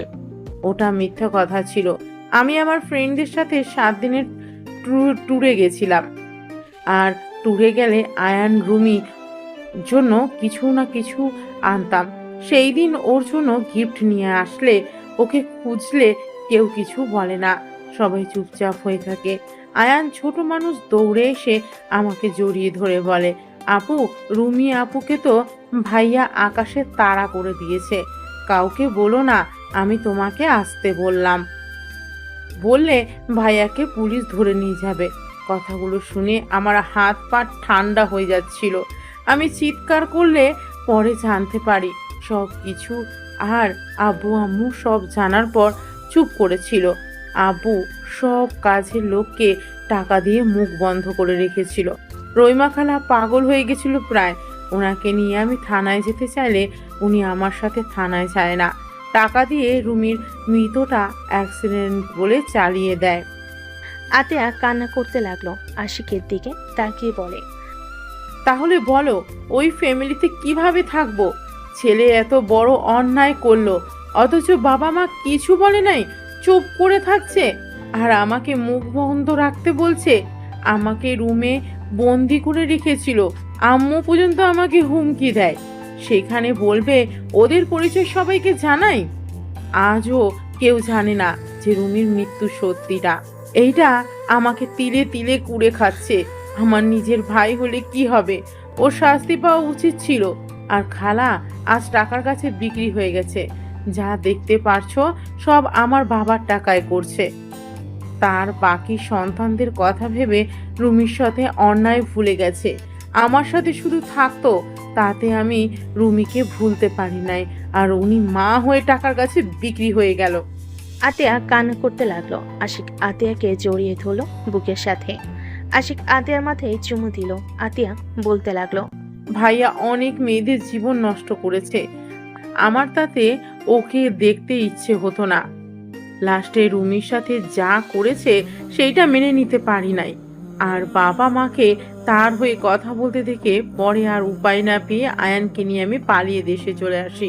আমি চাই না আয়ানও ভাইয়ার মতো হয়ে যাক। এখন বলো আমি কি খুব অন্যায় করেছি? যারা অন্যায়কে অন্যায় মনে করে না, আমার ঘৃণা হয় ওনাদের দেখলে। সেখানে তাদের পরিচয় কেন চলবো বলতে পারো? আই অ্যাম সরি, আমি তোমাকে ভুল বুঝেছি। তোমাকে নিয়ে আমার গর্ব হচ্ছে। আমি ভুল মানুষকে আমার জীবন সঙ্গী হিসেবে বেছে নেই নাই। ওকে আর কাউকে এইসব বলার দরকার নাই। তুমি তোমার মতো থাকো। আতিয়া আশিককে জড়িয়ে ধরে কান্না করতে লাগলো। আশিক আতিয়াকে সান্ত্বনা দিতে লাগলো। আইন রুমে গিয়ে বসে থাকতে লাগলো। নদী আইনের পাশে এসে বসলো। আইন নদীর দিকে তাকিয়ে আবার নিচের দিকে তাকালো। নদী আইনকে বলল, আমার মনে হয় তোমার ফ্যামিলির সাথে তোমার থাকা উচিত। ওনার চোখের পানি মিথ্যা ছিল না। তোমাদের হারানো ব্যথা তার চোখের পানিগুলো স্পষ্ট দেখা যাচ্ছিল। সেই তোমাদের আম্মু, সে কখনোই তোমাদের ক্ষতি চাইবে না। আমারও ইচ্ছে করে আম্মুর কাছে যেতে, কিন্তু আমি আপুকে কষ্ট দিতে পারবো না। ভাবিকে কাছে গিয়ে বোঝাও, দেখো বাবা মা কতদিন বাঁচবে। যদি তাদের সাথে শেষ পর্যন্ত না থাকতেই পারে, তাহলে সন্তান হয়ে জন্ম নিয়ে কি লাভ হইলো? ফ্যামিলির সাথে বাঁচতে শিখতে হয়। সবাই মিলেমিশে থাকার মাঝে আনন্দ আছে। দেখো না আমাদের ফ্যামিলি একসাথে থাকে, কত মজা হয়। এভাবে দূরে দূরে থাকলে কি কোনো মজা আছে বলো? আমি কি করব? আমার মাথায় কিছুই ঢুকছে না। মাথা ব্যথা করছে, ঘুমাবো। আইন উপর হয়ে শুয়ে পড়ে নদী আয়নের দিকে কিছুক্ষণ তাকিয়ে থেকে ভাবতে লাগলো। তুমি আমাকে ছেড়ে চলে যাবে, ভাগ্যিস তোমার প্রতি ভালোবাসা প্রকাশ করি নাই, করলে আজ আরো বেশি কষ্ট পেতে হইতো। নদীর চোখের কোণায় পানি গড়িয়ে পড়তেই মুছে নিল। সন্ধ্যার দিকে ঘুম ভাঙলে চোখ খুলে দেখে নদী ওর পাশে আদর্শা হয়ে বসে আছে। আইন নদীর কোলে মাথা দিতেই নদী চমকে উঠল। আইন জড়িয়ে ধরে বলল, তুমি কি আমার উপরে ভাইয়ার মতো রাগ করছো? আমি রাগ করলেই কি আর না করলেই কি আয়ান? আমি তো আর তোমার কেউ না। নদী, তুমি আমার স্ত্রী, তুমি কি আমাকে ভালোবাসতে পারবে না? আমি কি তোমার ভালোবাসা পাওয়ার যোগ্য না? তুমি বড়লোক ঘরের ছেলে, আমাদের সাথে তোমার যায় না। তুমি বিয়ে করলে বড়লোক দেখেই বিয়ে করবে। তুমি আমার গার্লফ্রেন্ড না নদী, তুমি আমার বিয়ে করা বউ। বউ গার্লফ্রেন্ডের মধ্যে অনেক পার্থক্য। আমি তোমাকে খুব তাড়াতাড়ি ডিভোর্স দিয়ে দিব। ও সরি, তুমি তো অন্য কাউকে ভালোবাসো। আমাকে ডিভোর্স দিয়ে তার কাছে চলে যাবে নাকি? তোমাকে যখন ওই লোকটা বিয়ে করলো না, তখন তুমি তোমার বয়ফ্রেন্ডকে বিয়ে করতে পারো নাই? কোথায় ছিল তোমার বয়ফ্রেন্ড? দেখো, আমি তোমাকে ছাড়তে পারবো না। মানুষ জীবনে বিয়ে একবার করে, বারবার করার কোনো ইচ্ছে নাই। আমি তোমাকে ভালোবাসি, আমি আর কাউকে বউ হিসেবে মেনে নিতে পারবো না। তুমি আমাকে ভালোবাসো না, এটা আবেগের বশে বলছো। তোমার বাবা মা যদি বলে মেয়ে বড় বেশি, ছেলের বউ হিসেবে মানলাম না, তখন তুমি নিজেই আমার হাত ছেড়ে দিবে। আর এখন আমাকে ভালো লাগছে, ভবিষ্যতে আমাকে তোমার ভালো লাগবে না। নদীর কথা শুনে আয়নের রাগ উঠল। আয়ন কোনো কিছু না বলে উঠে পড়ল। আয়ন ওয়াশরুমে চলে গেল। আয়ন মুখে পানি দিয়ে আয়নের দিকে তাকিয়ে থাকতে আয়ন ভাবতে লাগলো, আমাকে ডিভোর্স দিবা তাই না? আগে তোমাকে বাচ্চার আম্মু বানাই, তারপর দেখবো আমাদের ছেড়ে কিভাবে যাও। আর এই ফালতু কথা বলা বের করব। আয়ন দুষ্ট হাসি দিয়ে ফ্রেশ হয়ে বের হইল। নদীর দিকে তাকাতে নদী উঠে চলে গেল। আয়ন নদীর পিছন পিছন যেতে লাগলো। আয়নের পকেটে বাদাম থাকাতে আয়ন একটা বাদাম নিয়ে সোজা নদীর কোমরের দিকে ছুঁড়ে মারল। নদীর ফুল কুচকে পিছনে তাকালে আয়ন শীষ বাজাতে বাজাতে অন্যদিকে তাকিয়ে নিচে নেমে যেতে লাগলো। নদী বলে উঠল, ফাজিল কোথাকার, বেয়াদব ছেলে একটা। নদীর কথা শুনে সবাই নদীর দিকে তাকালো। আয়ন নদীর দিকে তাকিয়ে বলে, এক্সকিউজ মি, আমাকে কিছু বলছেন? থাপ্পড় মেরে দাঁত ফেলে দিব। আন্টি, এটা কি ধরনের বেয়াদব বলেন তো? স্বামীর দাঁত ফেলে দিলে সবাই ওনাকে বলবে না? দাঁত ছাড়া স্বামী, মান সম্মান কার যাবে বলেন তো? আয়নের কথা শুনে আতিয়াবাদের সবাই হেসে দিল। নদী রেগে বলে উঠল, জাস্ট শাট আপ আয়ান। ঢং। আয়ন কথাটা বলে নিচে নামলো। নদী নিচে নেমে সোফায় বসলে আতিয়া বলে ওঠে, নদী, মন থেকে একটা কথা বলবে? কি কথা ভাবি? তুমি কি সত্যি আয়নের সাথে থাকতে চাও না? দেখো, মন থেকে বলো। যদি না থাকতে চাও তাহলে আমাদের বলো। আতিয়ার কথা শুনে নদী চুপ করে থাকলো। আয়ন বলে ওঠে, আপু, ওনার কথা রাখো। আমি ওনাকে ডিভোর্স দিব না। উনি আমাকে মেনে নিক বা না নিক, উনি আমার স্ত্রী নামে থাকবে। আমি বেঁচে থাকতে ওনাকে অন্য কারো হতে দিব না। Just set up. কেউ থাকতে না চাইলে তাকে জোর করে রাখা যায় না আয়ান। যে চলে যেতে চায় তাকে চলে যেতে দিতে হয়, না হলে সেই তীরে তীরে কষ্ট পেতে পেতে মারা যাবে। আপু, আমি ওনাকে ছাড়া কাউকে আমার লাইফে চাই না। উনি আমার স্ত্রী, উনি থাকবে সারা জীবন। বলো। আয়নের কথা শুনে নদী অবাক হয়ে তাকালো। তুলি বলে উঠল, আয়ান তোমাকে সবার সামনে চাচ্ছে, আর তুমি এত ভাব কেন নাও আপু? এসব আবেগ, আবেগ চলে গেলে তখন আর আমাকে ভালো লাগবে না। বারবার এক কথা কেন বলো? আমি একবারও বলছি এইটা আমার আবেগ, তুমি আমার স্ত্রী, তাই আমি তোমাকে ভালোবাসতে শুরু করছি। বলতে ভালোবাসি। দেখো, আমি তোমাকে চেয়েছি মানে তোমার আমার হয়ে থাকতে হবে। তোমার বয়ফ্রেন্ড যেই থাকুক আমি তার হতে দিব না। আয়ান, সব কিছুতে জেদ মানায় না। ওই না থাকলে জোর করে কিভাবে রাখবি? ওই আস্তে আস্তে ঠিক আমাকে ভালোবাসবে, এইটা আমার বিশ্বাস। চুপ কর নদী, তুমি ভেবে দেখো। যদি দেখো না থাকা সম্ভব না, তাহলে ডিভোর্স লেটার দিয়ে দিও। আমার ভাবার কিছু নাই, আমি ওর সাথে থাকতে পারবো না। নদীর কথা শুনে আয়নের রাগ হতে লাগলো। আয়ান বলতে লাগলো, মন থেকে বলছো নাকি? তুমি বুকে হাত দিয়ে আমার চোখের দিকে তাকিয়ে যদি এই কথা বলতে পারো, যাও, আমি তোমাকে নিজে ছেড়ে দিব। তোমাকে আমি কখনোই ডিস্টার্ব করব না। আয়ন নদীর সামনে গিয়ে হাঁটুকে বসে পড়ল। তাকাও আমার দিকে। এইসব ফালতু ডায়লগ দিবে না তো। আমি যেটা বলছি ওইটা করো। ওইসব করা লাগবে না আমার। আমি ভালোবাসি না, এটাই আসল কথা। এত নাটক আমি করতে পারবো না। নাটক লাস্টবার করো। আমার দিকে তাকিয়ে কথাগুলো বললে আমি আর তোমার সাথে থাকবো না। আয়ন জোরাজুরি করতে লাগলো। এক পর্যায়ে আয়নের উপরে বিরক্ত হয়ে নদী চিল্লাইয়ে বলে উঠল, আমি তোমাকে ভালোবাসি না। এক কথা কতবার বলবো? হ্যাঁ, তোমার দিকে তাকিয়ে বলছি, কান খুলে শুনে নাও। আমি তোমাকে ভালোবাসি না মানে ভালোবাসি না। তোমার সাথে সংসার করা আমার পক্ষে সম্ভব না। দয়া করে আমাকে মুক্তি দাও প্লিজ। আমার লাইফ থেকে চলে যাও তুমি। নদী কথাগুলো শেষ করতেই আয়ন কিছু না বলে উঠে পড়ল। আয়ন মুখে হাসি রেখা টেনে বলে, ঠিক আছে, মুক্তি দিয়ে দিব। বুঝেছি, আমার সব ধারণা ভুল ছিল। আসলে তুমি আমাকে ভালোবাসো না। আয়নের চোখের কোণে পানি আসতে লাগলো। আয়ন চোখ মুছতে লাগলো। তুলি কিছু বলতে গেলে আয়ন বলে, চুপ করো, আর কাউকে ওনাকে বোঝানোর দরকার নাই। আপু ঠিক বলছো, জোর করে রাখা উচিত না। আসলে উনি আমাকে ভালোবাসে না, অন্য কাউকে ভালোবাসে। আতিয়া কিছু বলতে যাবে আয়ন রেখে নদীর দিকে তাকিয়ে বলল, 1 তালাক 2 তালাক। আয়ান কি করছিস? আয়ান এমনটা করো না। আপু দয়া করে কেউ আমাকে বাধা দিবেন না। 3 তালাক। যান, আপনি আজ থেকে মুক্ত। সঠিক সময় ডিভোর্স লেটার পেয়ে যাবেন। আয়ন চোখের পানি মুছতে লাগলো। নদীর আম্মু থ হয়ে সোফায় বসে পড়ল। নদীর কানে তালাক শব্দটা ভাসতে লাগলো। নদীর শরীরের শক্তি যেন এক নিমিষেই হারিয়ে গেছে। নদী পাথরের মতো বসে থেকে আয়নের দিকে তাকিয়ে থাকতে লাগলো। আয়ন চোখ মুছতে মুছতে বলে, আপু আমি এখানে থাকতে পারবো না। আমি আম্মু আপুর সাথে একদিন থাকতে চাই। তারপর আমার মন যেদিকে যাবে আমি সেদিকে চলে যাব। কোথায় যাবি? জানি না, এখানে আমি আর থাকতে পারবো না। ওনাকে দেখলে আমার কষ্ট হবে। ওকে, তুই যা আম্মু আবুর কাছে, আমি ঠিকানা বলে দিচ্ছি। আপু একটা কথা বলবো? দেখো ভাইয়া ভুল করছে, আম্মুর তো কোনো দোষ নাই। সময় হইলে তুমিও চলে এসো আপু দেখা করতে। উনি আমাদের জন্ম দিয়েছে। যত রাগ দেখাও না কেন আপু, তুমিও আম্মুকে অনেক মিস করো। যদি কখনো মনে হয় চলে এসো। আর আঙ্কেল আন্টি ভাইয়া তুলি ভাবি আমাকে ক্ষমা করে দিয়েন আমি আপনাদের সাথে অন্যায় করে থাকলে। আরুষ আফিয়া মামা তোমাদের অনেক ভালোবাসি। সাবধানে থেকো, মামাকে ভুলে যাও না। আয়ন আরুষ আফিয়াকে জড়িয়ে ধরে আদর করতে লাগলো আর চোখ মুছতে লাগলো। আয়নর আপুকে জড়িয়ে ধরে বলল, ভালো থেকো আপু, আর বিআইন ভালো থাকবেন। আজ থেকে আপনি আমার আবারও বিআইন হয়ে গেলেন। আপনাকে মুক্ত করে দিয়েছি, ভুল করলে ক্ষমা করে দিয়েন। আয়ন চোখের পানি মুছতে মুছতে বের হয়ে গেল। নদীর আব্বু আম্মু চুপচাপ বসে থাকলো। আশিক রেখে নদীর দিকে তাকিয়ে বলল, নেন, তোকে তো মুক্তি করে দিল, এখন সুখে থাক। সব কিছুতে তো নিজের সিদ্ধান্ত উপরে থাকস। আমাদের ক্ষমা কর। আয়ানের সাথে তোকে বিয়ে দিয়ে আমরা বড় ভুল করেছিলাম। যাক, তুই নিজেই তো সরিয়ে দিলি, ভালো করছস। ডিভোর্স লেটার পাঠিয়ে দিস ওকে। আশিক রেগে চলে গেল। নদীর চোখ দিয়ে পানি গড়িয়ে পড়তে লাগলো। তুলি নদীকে ধাক্কা দিতে নদী কুলেরে পড়ে গেল।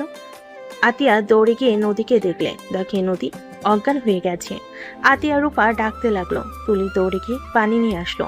রূপা নদীর মুখে পানি দিতে দিতে বলতে লাগলো, নদী, এই নদী, চোখ খুলো। কি হলো তোমার? চোখ খুলো। নদী চোখ খোলো। নদীর জ্ঞান ফিরলে নদী উঠে দাঁড়িয়ে গেল। কাউকে কিছু না বলে পাথরের মতো সোজা সেই ভেঙে উপরে চলে গেল। রুমে গিয়ে দরজা লাগিয়ে নদীর জোরে চিৎকার দিয়ে হাউমাউ করে কান্না করতে লাগলো। নদী কান্না করতে করতে খাটের উপরে শুয়ে পড়ে কান্না করতে করতে বলতে লাগলো, আমার এত কষ্ট কেন হচ্ছে? আমি নিজেই তো তোমাকে বাধ্য করলাম। কিন্তু আয়ান, তুমি আমাকে কিভাবে তালাক দিতে পারলে? তুমি আমার মন বুঝেও কিভাবে লাস্টে এটা করতে পারলে? নদী কথাগুলো বিড়বিড় করে কান্না করতে লাগলো। এদিকে আইন ঠিকানা অনুযায়ী চলে গেল। আইন বাসার সামনে গেলে দারোয়ান আইনকে থামিয়ে দিল। আইন বলতে লাগলো, আমাকে যেতে দেন, আমি এই বাড়ির ছেলে। আইনের কথা শুনে দারোয়ান বডিগার্ড হাসতে লাগলো। দারোয়ান বলে ওঠে, ওই ছেলে, এখান থেকে যা, বিরক্ত করিস না, বেশি বুঝলে পুলিশে ধরিয়ে দিব। কথাগুলো বলে একজন আইনকে ধাক্কা দিলে সাথে সাথে এক গাড়ির সাথে ধাক্কা খেলো। ধাক্কা খেয়ে রাস্তায় পড়ে গেল। গাড়ি থেকে সাথে বের হয়ে দৌড়ে আয়নের কাছে গিয়ে তুলে পড়ল। আয়ান, তুমি এখানে? আর ওই, আপনারা ওকে ধাক্কা কেন দিলেন? আর একটু হলে কি হতো? দারোয়ান সাথীকে সালাম দিয়ে বলে, ম্যাম, এই ছেলেটা কখন থেকে বিরক্ত করছে? বলে উনি নাকি স্যারের ছেলে। ঠিক তো বলছে, ওই এই বাড়ির ছেলে। সরেন সামনে থেকে। তবে অবাক হয়ে তাকালো। আয়নের পায়ে ধরে ক্ষমা চাইতে যাবে, সাথে সাথে আয়ন বলে, কি করছেন? আমি আপনার ছোট, আমার পায়ে কেন ধরতে নিয়েছেন? দেখেন আমি কিছু মনে করি নাই, আপনারা আপনাদের দায়িত্ব পালন করছেন। আয়ন কথাগুলো বলে সাথে সাথে ভিতরে গেল। সাথীকে আয়ন ধন্যবাদ দিয়ে দিল। দুজন সদ্য দরজার সামনে দাঁড়িয়ে কলিং বেলে চাপ দিল। কাজের লোক দরজা খুলে দিল। সাথী আয়ন একসাথে বাসার ভিতর ঢুকলো। বসার ঘরে যেতেই সবাই আয়নকে দেখে অবাক হয়ে গেল। আয়নের আম্মু দৌড়ে এসে আয়নকে জড়িয়ে ধরে বলে, আয়ান বাপ, তুই এসেছিস? আমি তো বিশ্বাস করতেই পারছি না। আয়ান, আতিয়া হাসি করে আসে নাই? না, আমি একা এসেছি। আয়নকে দেখে রাফি দৌড়ে এসে আয়নকে জড়িয়ে ধরে কান্না করে দিল। রাফি কান্না করতে করতে বলতে লাগলো, আয়ান বাবু কেমন আছিস তুই? ভাই আমাকে ক্ষমা করে দে ভাই। রাফি আয়নকে জড়িয়ে ধরে কান্না করতে লাগলো। আয়নকে দেখে সবে এক এক করে আয়নকে আদর করতে লাগলো। আয়ন সবার সাথে কুশল বিনিময় করলো। আয়নের আব্বু বলে, আয়ান, আতিয়া আসবে না? আমি জানি না। আচ্ছা আয়ান, চল রুমে গিয়ে ফ্রেশ হয়ে নে বাবা। আয়নের আম্মু আয়নকে নিয়ে রুমে চলে গেল। 5 বছর পর আম্মু আপুরা আসবে না? সবাই আসবে, তোর বিয়ে আর তোর বোন আসবে না, তা কি হয় নাকি? আপু তো আমার সাথে কথা বলছে না। আসবে, চিন্তা করিস না তো, ওই যে এসে গেছে। আয়ন সদর দরজার দিকে তাকালে আরুষ আফিয়া দৌড়ে এসে আয়নকে জড়িয়ে ধরলো। আয়ন ওদের আদর করতে লাগলো। আতিয়ার দিকে তাকাতেই নদীকে দেখতে পেয়ে আয়নের বুকটা কেঁপে উঠল। আয়নের আব্বু আম্মু ভাবি সবাই নদীর ফ্যামিলির সাথে কথা বলতে লাগলো। আয়ন আতিয়ার কাছে এগিয়ে গেলে আতিয়া কিছু না বলে হাঁটা দিল। আয়ন বলে ওঠে, আপু, আমি কি করছি? কেন আমার সাথে এমন করছো? 3 বছর ধরে আমার সাথে ঠিকভাবে কথা বলছো না। ওই আপু, কি হয়েছে তোমার? দয়া করে আমার কানের কাছে ভ্যান ভ্যান করবেন না। আপনার বিয়ে, তাই সবাই মিলে খেতে এসেছি, আপনার ভ্যান ভ্যান শুনতে আসি নাই। আতিয়া কথাটা বলে চলে গেল। আর নদীর আব্বু আম্মু তুলি আশিকের সাথে কুশল বিনিময় করলো। নদীর দিকে তাকাতেই নদী মিষ্টি করে হেসে বলে, অভিনন্দন বিআই। ধন্যবাদ। কেমন আছেন? জি আলহামদুলিল্লাহ, অনেক ভালো। ভিতরে আসেন। আয়ন সবাইকে ভিতরে আসতে বলল। আয়নের আম্মু বলে, আয়ান, মামুনিদেরকে রুমে নিয়ে যা। ঠিক আছে আম্মু। আয়ন নদী তুলির লাগেজ নিয়ে হাঁটতে লাগলো। দুজন আয়নের পিছন পিছন যেতে লাগলো। তুলি বলে ওঠে, আয়ান, তোমাদের বাসাটা তো বিশাল বড়, এত বড় বাসায় থাকতে ভয় লাগে না? একটু তো ভয় লাগতো, এখন বিয়ে করতে যাচ্ছি, বউ পাশে থাকলে ভয় আসার প্রশ্ন ওঠে না। ও আচ্ছা। নদী তুলি আয়নের পিছন পিছন যেতে লাগলো। আয়ন ওদের রুম দেখিয়ে রুম থেকে বের হয়ে গেল। আয়নের বুকের ভিতর ঝড় উঠতে লাগলো। আর নিজেকে সামলিয়ে নিয়ে ওর কাজিনদের সাথে আড্ডা দিতে চলে গেল। সন্ধ্যের দিকে আয়ন রুমে একা বসে আছে, এক দৃষ্টিতে ফ্লোরের দিকে তাকিয়ে আছে। আয়নের আম্মু ডাক দিলে আয়ন ভাবনার জগৎ থেকে বের হয়ে নিচে চলে গেল। আতিয়া না তাকিয়ে অন্যদিকে তাকালো। আয়ন ওর আম্মুর দিকে তাকিয়ে বলল, কিছু বলবে? সারাদিন রুমে কি করিস? হ্যাঁ, এতগুলা বিআই থাকতে সবাইকে নিয়ে একটু ঘুরে আসতে পারিস না? ওই খচ্চর চারটা তোদের কাজ কি ছিল? আয়নের কথা শুনে ওর এক কাজিন বলে, ভাইয়া আমার দোষ নাই, ওনারা তোমার কথা বলে, সবাই একসাথে যাবে। আম্মু, আমি একটু সাথীদের বাসায় যাব। বাবা, আয়ান, বউকে কি চোখে হারাচ্ছ নাকি? তুলির কথা শুনে নদী আতিয়া বাদে সবাই হাসতে লাগলো।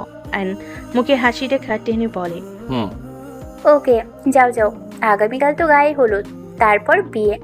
এখনো তাকে পেতে হইলে 2 দিন অপেক্ষা করতে হবে। রাফি আয়নের দিকে তাকিয়ে বলে, আয়ান তুই ঠিক আছিস? কোনো কিছু নিয়ে চিন্তায় আছিস নাকি? দেখ, তোর যদি ওই বিয়েতে মত না থাকে সোজা বলে দে, আমি ওদের বুঝিয়ে নিব। তোর উপরে প্রেশার দিতে চাই না। রাফির কথা শুনে আতিয়া বলে ওঠে, আপনি আবার অন্যের কথাও ভাবেন? রাফি আতিয়ার কথা শুনে চুপ হয়ে গেল। আর কিছু না বলে আরুষ আপিয়ার সাথে খেলা করতে লাগলো। আইন কিছু না বলে যেই ঘুরতে যাবে, পিছনে সাথে সাথে রাকিবকে দেখে আইন খুশিতে জড়িয়ে ধরল। দোস্ত, তুই এসেছিস? তোর বিয়ে আমি আসবো না তা তো হয় না, তোর শালিকার সাথে প্রেম তো করা লাগবে নাকি? শালা? তুই শালা হবি, আমি না। ওকে, যেই হোক চল আমার সাথে, আমার ভালো লাগছে না। কোথায় যাব? যেখানে যাওয়ার কথা। আরে এটাই তো ম্যাম। রাকিব আইনকে ছেড়ে দিয়ে নদীর সামনে গিয়ে বলে, আসসালামু আলাইকুম ম্যাম, কেমন আছেন? ওয়ালাইকুম সালাম, ভালো। তুমি কেমন আছো? আলহামদুলিল্লাহ ম্যাম, আপনার সাথে তো আয়নের তেমন একটা কথাই হতো না, সেখানে আর কাউকে দাওয়াত না দিয়ে আপনাকে দিয়েছি। রাকিব, ওইটাই আমার বোন। আশিকের কথা শুনে রাকিব ভ্যাবাচেকা খেয়ে গেল। রাকিব মুখ ফসকে বলে ওঠে, শালা তুই তাহলে ম্যামের প্রেমে হাবুডুবু খাচ্ছিলি? রাকিবের কথা শুনে সবাই অবাক হয়ে গেল। আইন রাকিবের মুখ চেপে ধরে নিয়ে যেতে লাগলো। আইনকে গাড়িতে তুলে আইন ড্রাইভিং করতে লাগলো। আয়ন সোজা সাথীদের পাশে চলে গেল। আয়নকে দেখে সবাই অবাক হয়ে তাকিয়ে আছে। আয়নের ভাবি বলে ওঠে, আয়ান তুমি এখানে, ভিতরে আসো। ভাবির সাথী কোথায়? আয়নের কথা শুনে সবাই মিটিমিটি হাসতে লাগলো। আয়নের ভাবি মিটিমিটি এসে আয়নকে দেখিয়ে দিল রুম। আয়ন রাকিবকে নিয়ে সোজা সাথীর রুমের দিকে নক করতে লাগলো। কে? আমি আয়ান। আসো।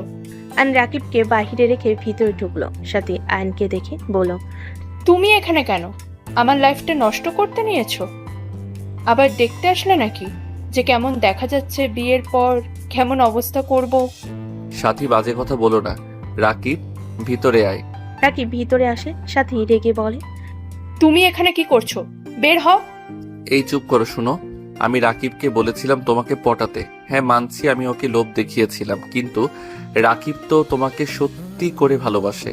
ওই তোমাকে লোভের জন্য ভালোবাসে নাই। তুমি শুধু শুধু ওর উপরে রেগে আছো। শুনো, রাগ জিদ অভিমান করে ভুল সিদ্ধান্ত নিও না, যা সারা জীবন পস্তাতে হবে। আমার কাছে আইডিয়া আছে, শোনো। আমার কিছু শুনতে হবে না, বের হও দুজন। আমার কারোর সাথে কথা বলার কোনো ইচ্ছে নেই। রাকিব সাথীর পায়ের কাছে বসে পা জড়িয়ে ধরে বলে, সাথী, আমি তোমাকে অনেক ভালোবাসি। আমি তোমাকে ছেড়ে থাকতে পারবো না। আমি তোমাকে নিয়ে পালিয়ে যেতে চাই। সাথী, আমার চাকরি হয়েছে। আমি জানি আমি তোমাকে তোমার আব্বুর দামি দামি কিছু দিতে পারবো না, তবে আমি তোমাকে কখনোই কষ্ট পেতে দিব না। আমি তোমাকে সুখে রাখার চেষ্টা করব। প্লিজ তুমি আমাকে ক্ষমা করে দাও। রাকিব কান্না করতে নিলে সাথী নিজের রাগ অভিমান ভুলে রাকিবকে জড়িয়ে ধরে কান্না করতে করতে বলে, আমার কিচ্ছু চাই না, আমি শুধু তোমাকে চাই রাকিব। চলো এখন পালিয়ে যাই আমরা। এই না, এখন না, আমার আইডিয়া শোনো। অ্যান্ড দুজনকে প্ল্যান খুলে বলো। কথা বলা শেষ হলে সাথী বলে, ওকে, এখন যাও দুইজন। আরে বউ একটু দেখি না। শালা, কাকে বউ বলোস? অথুক্য, বন্ধুর বউ মানে তো আমারও বউ, আর আমার বউ মানে তো তোর ম্যাম। অ্যানের কথা শুনে দুজন হেসে দিল। অ্যান রাকিবকে নিয়ে বের হয়ে গেল। অ্যান সোজা বাসে চলে গেল। অ্যান রাকিব রুমে বসে থেকে প্ল্যান করতে লাগলো। অ্যানকে ওর কাজিনরা ডেকে নিয়ে যেতে লাগলো। ওদের সাথে সাদেকি আড্ডা দিতে লাগলো। রাতে দুজন রুমে গিয়ে ঘুমিয়ে গেল। সকালে হলুদের অনুষ্ঠান শুরু হলে সবাই নাচ গান করতে লাগলো। নদী আয়নের দিকে তাকিয়ে মুখে হাসি রেখা টেনে আয়নের গালে হলুদ লাগিয়ে দিল। আয়ন নদীর হাত ধরে নদীর চোখের পানি গড়িয়ে পড়ল। আয়ন টান দিয়ে ঘুরিয়ে হলুদ লাগিয়ে দিয়ে বলে, আরে বিয়াইন আমাকে দিবেন, শুধু নিজেও তো নেন। আয়ন হলুদ দিয়ে হাসতে লাগলো। সাথে ওর কাজিনরা বন্ধুরা হাসতে লাগলো। গায়ে হলুদের অনুষ্ঠান শেষ হয়ে গেলে সবাই আড্ডা দিতে লাগলো। বিয়ের দিন চলে আসলো। 6টার দিকে বরপক্ষ হয়ে রওনা দিল। আয়ন রাকিব ওর বন্ধুরা সবাই বরের ড্রেস পরেছে। সবাই রুমাল দিয়ে মুখ ঢেকে রেখেছে। সাথীদের বাসার সামনে গেটে নামলে সবাই একসাথে ভিতরে গিয়ে বসে পড়লো। অ্যান্ড আস্তে আস্তে ওইখান থেকে সোজা কাজীর কাছে চলে গেল। কাজীকে টাকা দিয়ে রাকিবের আর সাথীর বিয়ে সবকিছু লিখে রাখতে বললো। ওখানে ঠিক করে অ্যান্ড রাকিবকে টেক্সট দিয়ে ওখান থেকে চলে গেল। অ্যান্ড সোজা ব্রিজের নিচে চলে গেল। আইন শিরানি খুলে ফেলে দিল আর আকাশের দিকে তাকিয়ে থেকে ভাবতে লাগলো, আল্লাহ, আমার প্রিয় মানুষটা কেন আমার হয়েও হলো না? সাথীর মতো কেন আমাকে ভালোবাসতে পারলো না? সাথী রাকিবের ধোকা জেনেও তোকে কবুল করে নিল, আর আমার ভালোবাসার মানুষের কাছে আমি কি অন্যায় করেছিলাম? কেন সে আমাকে বলল ওই আমাকে ভালোবাসে না? আমি কি সত্যি কারো ভালোবাসা পাওয়ার যোগ্য না? আয়ন চোখের পানি ফেলতে লাগলো। আয়ন সারা রাত ব্রিজের নিচে গিয়ে কাটিয়ে দিল। সকালে ভোরের আলো ফুটতেই আয়ন ব্রিজের উপরে উঠে পড়লো। রিক্সা নিয়ে বাসায় চলে গেল। রিক্সা ভাড়া দিয়ে আয়ন ভিতরে চলে গেল। আয়ন বাসের ভিতরে ঢুকতেই বসার ঘরে গেলে সবাই আয়নের উপর রেগে কিছু বলবে। তার আগে নদী আয়নকে দেখে সিঁড়ি থেকে দৌড়ে নিচে নেমে দৌড়ে এসে আয়নকে শক্ত করে জড়িয়ে ধরে সারা মুখে চুমু দিতে দিতে বলতে লাগলো, আয়ান সারাত কোথায় ছিলে জানো? কত ভয় পেয়ে গেছিলাম। আয়ান, আমি তোমাকে অনেক ভালোবাসি। আমি তোমাকে ছাড়া কাউকে ভালোবাসতে পারবো না। আমি তোমাকে আমার জীবন থেকে বেশি ভালোবাসি। আয়ান, তোমাকে আমার ভালোবাসতে হবে না। আয়ান, তুমি শুধু আমাকে তোমার আশেপাশে থাকতে দিও, আমার তাতেই হবে। তাও তুমি আমার থেকে দূরে যেও না। নদী কথাগুলো বলে হামা করে কান্না করতে লাগলো। সবাই হতভম্ব হয়ে তাকিয়ে আছে। আয়নের চোখের কোনায় পানি গড়িয়ে পড়তে লাগলো। নদী আয়নকে আষ্টে পিষ্টে জড়িয়ে ধরে বলতে লাগলো, আয়ান, আমি কাউকে ভালোবাসি না, আমি তোমাকে ভালোবাসি। আমার কোনো বয়ফ্রেন্ড নাই আয়ান। তুমি সেদিন আমার পুরো কথা না শুনে সোফায় গিয়ে শুয়ে পড়লে। আয়ান, আমি সেই দিন তোমাকে ভালোবাসার কথা বলেছিলাম, তুমি আমাকে বুঝতে পারো নাই। আয়ান, আমি সবার মতো আমার ভালোবাসা আমি প্রকাশ করতে পারি না। তুমি তো আমাকে বুঝেও লাস্টে বুঝলে না আয়ান। আমি তোমাকে অন্য কারো হতে দেখতে পারবো না।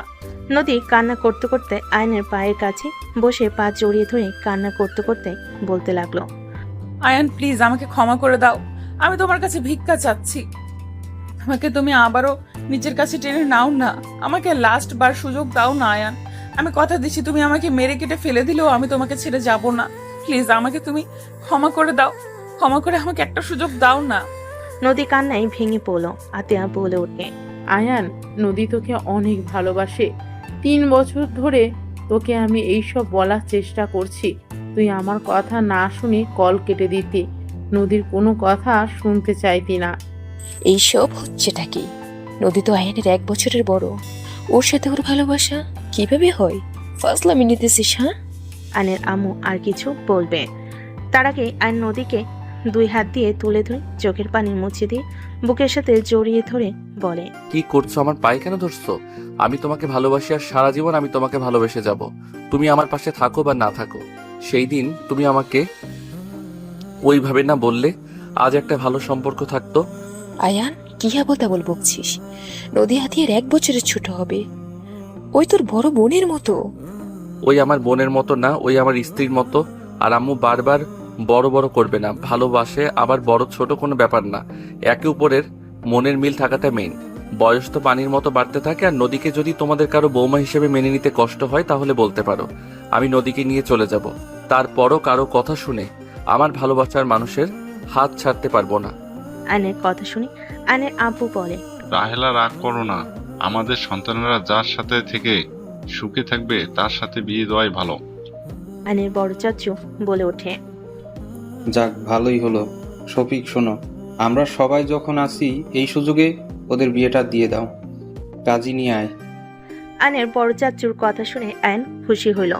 রাফি কাজীকে ফোন দিয়ে চলে আসতে বলল। কাজে আসলে আয়ন নদীর বিয়ে পড়িয়ে দিতে লাগলো। বিয়ে পড়ানো শেষ হলে রাকিব সাথে সাথে এসে পড়ল। ছি শালা বাবু, ছি, ম্যামকে বিয়ে করতে লজ্জা লাগে না? ছি বন্ধু কাজিন, ছি। এই ঢং বন্ধ করো। ছিছি করলে সাথীকে নিয়েও বাসর ঘরে চলে যাব। আমি রাজি। কুত্তা বিড়াল কি বলো?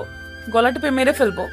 নদী আয়নের গলা ধরে সবাই হাসতে লাগলো। আয়ন নদীর হাত ধরে বলতে লাগলো, আরে আরে বউ, মজা করছি।